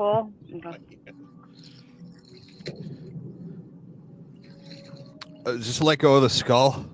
Yeah. She needs it. 30. yeah. You got it. Vince. It's called, if you go to the video YouTube channel, WON Cinema, you'll see what I'm talking about. But like I said, we've been watching these the past several episodes. So there was a Christmas episode where we watched like 6 hours of this. So check that out if you want a crash course. Leave that baby skull alone. Pretty niche. Yeah, that's an understatement, Vince.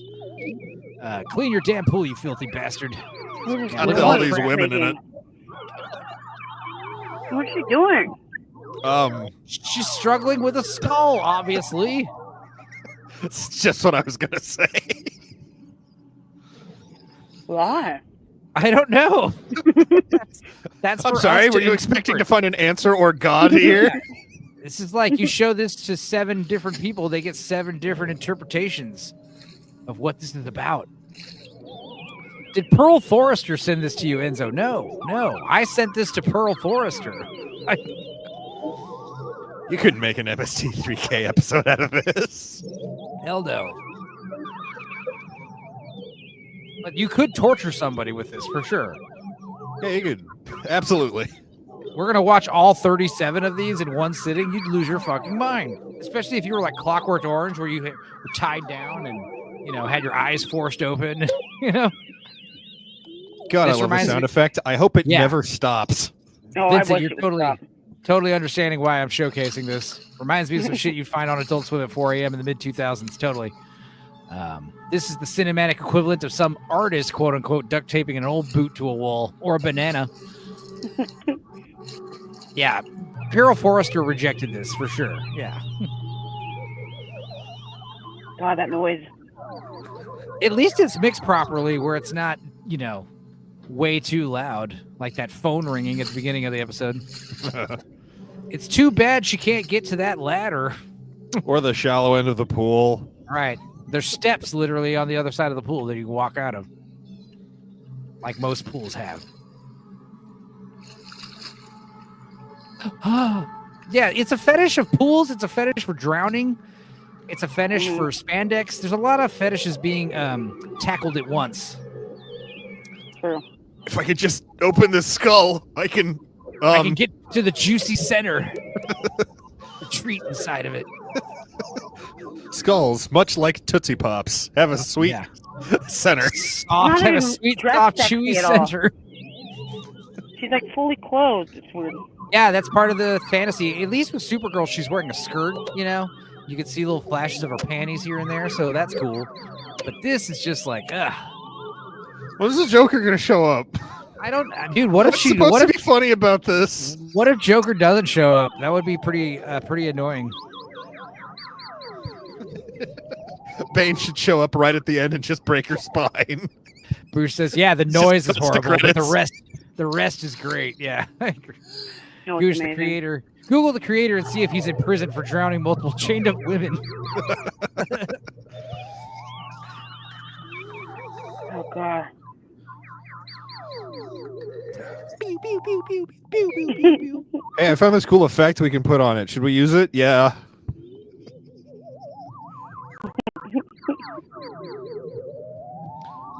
It doesn't Oh even God, fit you the found a scene. second effect. Yeah, let's use it. What the hell is that? I don't know. It's in post processing, so I know you can't see it. Holy fuck! That scared the fuck out of me. Oh no, she's dying.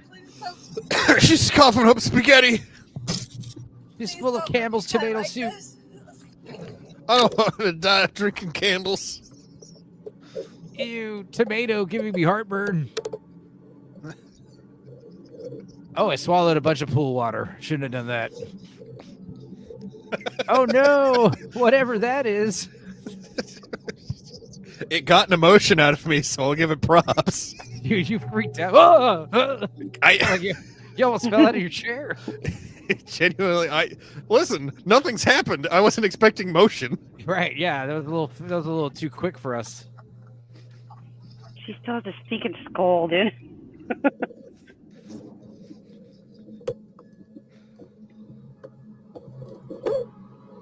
Is she gonna finally drown? Somebody finally drowns in this fucking She better thing. drown because I'm fucking so close right now. I'm so close. The sooner You're she edging? drowns, the sooner Baby, I where do can you want me to finish. arrive? So close. Hurry, drown, bitch. Why is she wearing ropes as belts? Almost like there. climbing ropes as belts? Yeah, I don't know. I think maybe Was she because wearing a belt earlier? Yeah. No, earlier. no, not when she was walking around on dry land. Maybe those help her stay below water. Those help sink her Yeah. so she doesn't float. Yeah. Pro tip: don't put your super suit on over the Crocs. You can't tell me what to do. I can't come until she drowns. God damn it! I'm not. That's supposed recorded to laugh. on the internet. You said that out loud. I know. I'm joking, obviously. Guys, I'm not masturbating. All right, my both hands are right here. Doesn't matter. It's a clean rip. I've got Sasquatch behind me, giving me the old, tug, a knobber. She's finally The drowning. ripper's out. Oh, I'm almost there. Oh shit. Oh yeah. Oh. Flap your arms so you stay at the bottom of the pool. Yeah. Goodness. I think there's a Band-Aid in that thing in the upper corner. Did you see that? Yeah. The pool looks so gross.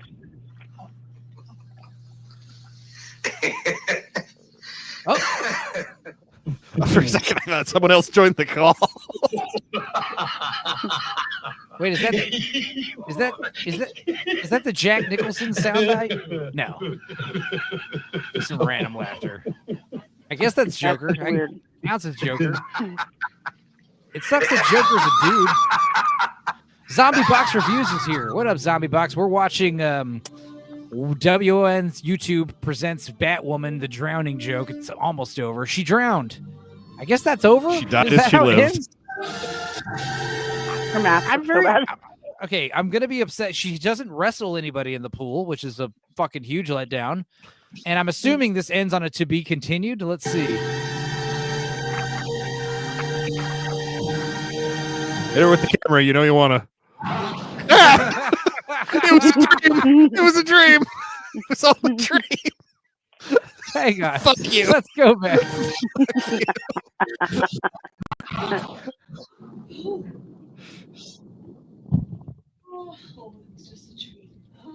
A joke requires a punchline. The debris in the pool and the yellow water is part of the fetish. Ew. Go get dressed and meet up with Batman. Yeah, zombie. Yeah, that's what we've been saying this whole past 30 minutes. What? Oh, there's no bat gong sound. Well, we gotta go drown in that pool again. Fight some crime. Don't look at the camera, you bitch. Dude, imagine like actual Batman doing this, you know? Well, let's go put on my bat suit. Time to go meet up with Batman and fight some crime.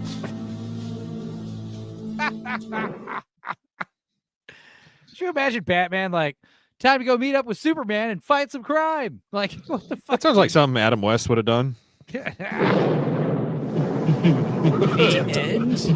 it was a question. Well, it was a how you say Sparkles a had dream. enough of So that who shit. cares?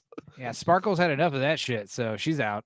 7 more payments, and that slouch couch is all hers. 30 minutes later, yeah, we're still doing it. Hang on.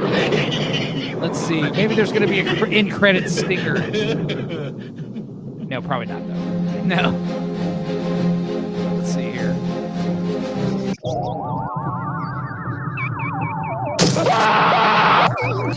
I see why that scared you. It's That's so fucking loud. It's so abrupt, and then it cuts off hilariously. It's the best thing in any of these movies. That's going to be like the intro of your liquor store stories right there. Perfect.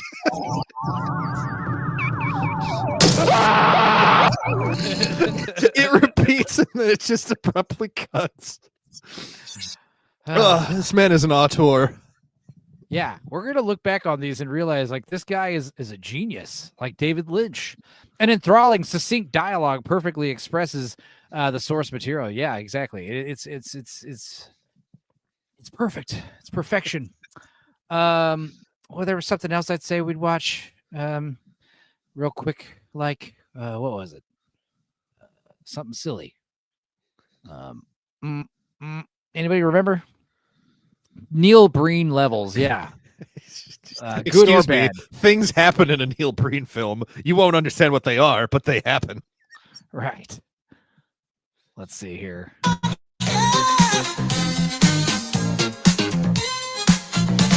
don't care if you get your feelings hurt. Your reaction to the word is worse. I'm just trying to celebrate black art. Now please step away from my car, nigga. I feel like saying nigga today. You can hear that, right? Yeah. I'm sorry. Sorry about that. I didn't realize you guys could hear that. Oh damn, there was something else I was saying we should watch after this. Something else that was weird and stupid. And I'm totally blanking on what it was. It wasn't another one of these. I guess next week, or the next time we watch one of these, it's going to be Supergirl 8 Avenging Force. Hey, there's not a pool thing going on in the title.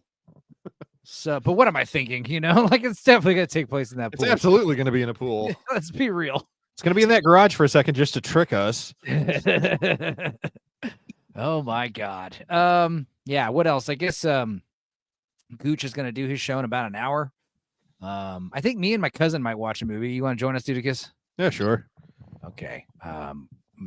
Dudicus, did you hear what was happening with Queef? Thunder No. Queef? Oh yeah. His hand isn't working. So hopefully his hand starts working again. But yeah, his hand has mysteriously stopped functioning.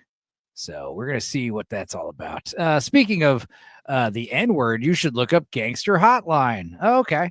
If it ain't broke, don't fix it, says Boosh. Let's see here. Gangster Hotline. I guess we will look that up. Is that another AI song? Or is it a skit? What is this? Oh, Gangster Party Line. Hell yeah. Party Line 2. I remember this shit. Hell yeah. Well, this works. Let's see here. Make sure I'm sharing my audio. Full screen. Let's do this. Gangster Party Line. Is this what you're talking about, Zombie? What's up, nigga? You want to talk some shit? Call me. Start some shit, bitch. Sup, fool? You gonna talk shit about me, homie? Where you from? Hundreds of niggas is waiting for your motherfucking call, and they all talking shit about you right now. You want to sell that shit? Call these motherfuckers ASAP. Yeah, I said some shit. What? Man, fuck you and your bone spurs. The hardest niggas is standing by, ready to pick up that phone. Buff niggas, dark niggas, Asian niggas, white niggas. Suck my dick, bitch. Fuck you. 1213-373-4253. Just dial, nigga. I'll fuck you up. Deaf niggas, classic niggas, racist niggas, mystery niggas, psycho niggas, dog niggas, Hey, Jewish niggas. one of my favorite You got superheroes. some motherfucking nerds calling me out Shabbat on some little bullshit ass nigga. Better calm that shit down and come around here and show me some fucking respect before me and my Jewish nigga come up here and beat your ass, nigga. Off top. Niggas is talking shit. Call now. $4.99 per minute. That was great. Yeah, as far as watching Mr. Pancake, we'll check that out tomorrow for the inauguration special because 20 minutes might be a little long. I'm still trying to remember what was the other silly thing I wanted. It wasn't more Peter Kane, was it? It was something else. What else do I have in my my playlists when we watch later? Dorkside videos. We were talking about something silly. And I pop him in the head. No, nothing ringing a bell. Okay. Well, Dudicus, are you excited about tomorrow? Yeah, sure. Are you working tomorrow? No. Cool. So you're going to be here tomorrow at noon? That's the plan. All right. Unless something stupid happens. Something stupid happens, you should definitely be here because then we're gonna need to make sense of what happened. You know, if something crazy happens. If nothing crazy happens, then yeah, we just need someone to get drunk. We're gonna need to get drunk tomorrow, regardless what happens. So, day drinking's always fun. Yeah, and I can't wait to hear your crazy liquor story. Just liquor store. all you at home, make sure to have plenty of Clorox wipes when you after you piss on the dashboard. Oh, is that what you were talking about when you're saying pissing on the dashboard? Is that what happened? Something? Is that a spoiler? That is a small part of a story. Okay. I'm into it. Let's see here. I guess we'll remove this. And yeah, Miss Sparkles, she had to go. I guess she had enough of our tomfoolery, so I don't blame her. Let's see.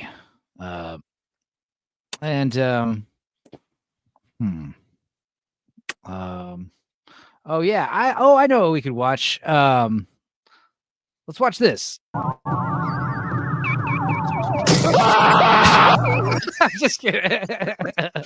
Perfect. Dude, I'm totally clipping that. Okay, that's happening. So good. Shit. God, we have fun here being stupid. God damn it. There was, I don't know. Maybe I'll scroll up in the chat and remind myself what we were going to watch. Pools, Mrs. Sparkles. What was she bringing up? Swathing? No. Hallmark, Hammer Shark, Von Hammersmark. I don't know. Whatever, guys. It's, that clip really pulls the film together. Yeah. Yeah. All right. That hurt. Racist ends made me laugh too hard. Yeah, it's funny. Dog ends threw me. Yeah. Babs said I missed some kind of nagger hotline. You did. You did. It's funny. Recommended to us by our buddy Zombie Box Reviews. Silent but deadly. Yeah. Cool. Well, I guess it's 9:15 p.m. and temperatures are about to plummet. So hope you guys stay warm out there. But it's already 3 degrees. Is that what it is over there where you're at? Yes. Shit. Yeah. Okay, cool. I guess, yeah, you know, I'm over here complaining about my 20-degree forecast tomorrow. That ain't shit. That ain't shit. But yeah, Dudicus, thanks for stopping in. What is this? This looks cool. Do you guys have you're just gonna play the clip again? No, but I like how that's where you're at. You know, your head's at. You never know. You guys know what thalassophobia is, right? It's where you have fear of big things or big things in the ocean, super huge things, the ocean and stuff. Fear of the depth. I don't know what we're about to see. Let's see.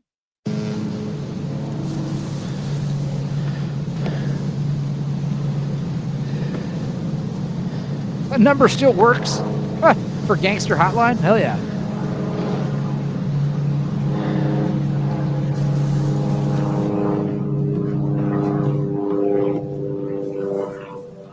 Yo, check it out. I'm about to pull a Sully.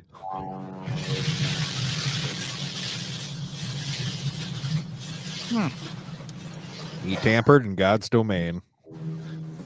Cool.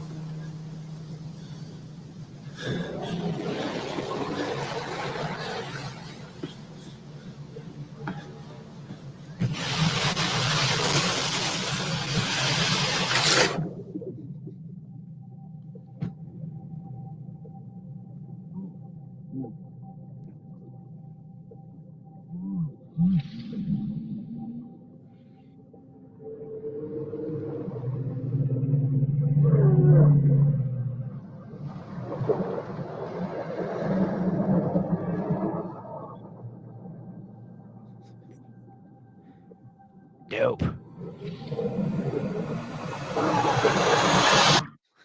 Swallowed. All right. I shouldn't have booked that cruise holiday. Another fetish video, yeah.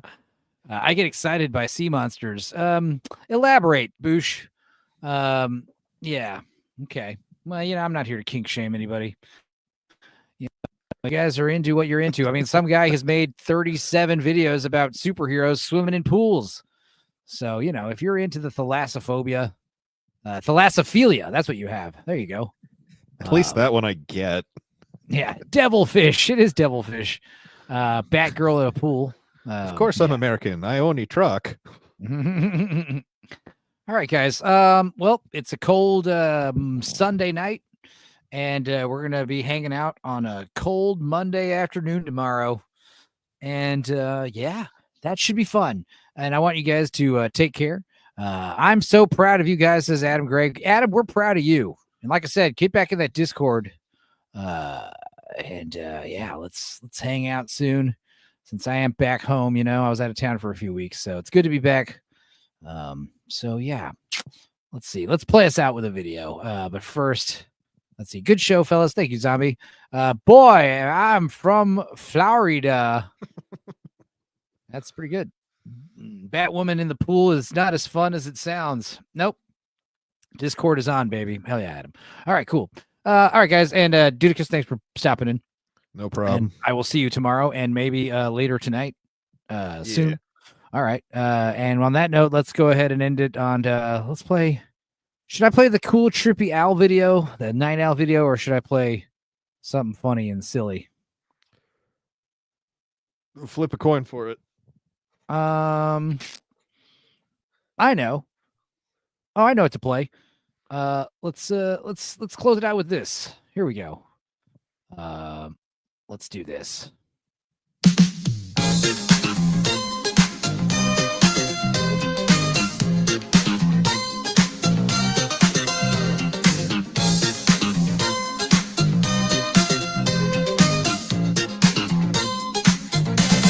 They tell me there's words that I can't say. All the stupid rules are fucking gay. I'm listening to my favorite rap song, and I just wanna sing along. Nigga, I feel like saying nigga today. Oh yeah, I feel like saying nigga tonight. Alright, but when I'm by myself driving in my car, I say nigga with a hard R. Oh, fuck yeah. I don't care if you get your feelings hurt. Your reaction to the word is worse. I'm just trying to celebrate black art. Now please step away from my car, nigga. I feel like saying nigga today. Oh yeah, I feel like saying nigga tonight. Alright, but when I'm by myself driving in my car, I say nigga with a hard R. Oh, fuck yeah.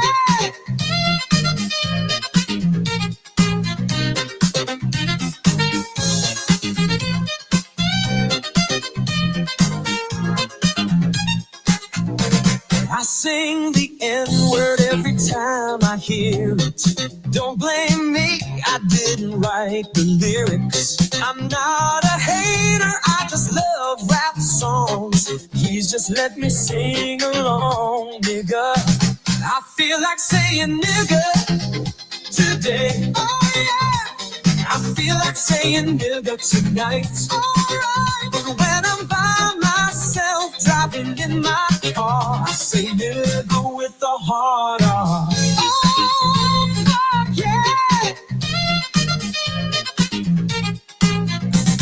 I feel like saying nigga today. Oh yeah, I feel like saying nigga tonight. Alright, but when I'm by myself driving in my car, I say nigga with a hard R. Oh fuck yeah, I feel like saying nigga today. Oh yeah, I feel like saying nigga tonight. Alright, but when I'm by myself driving in my car, I say nigga with a hard R.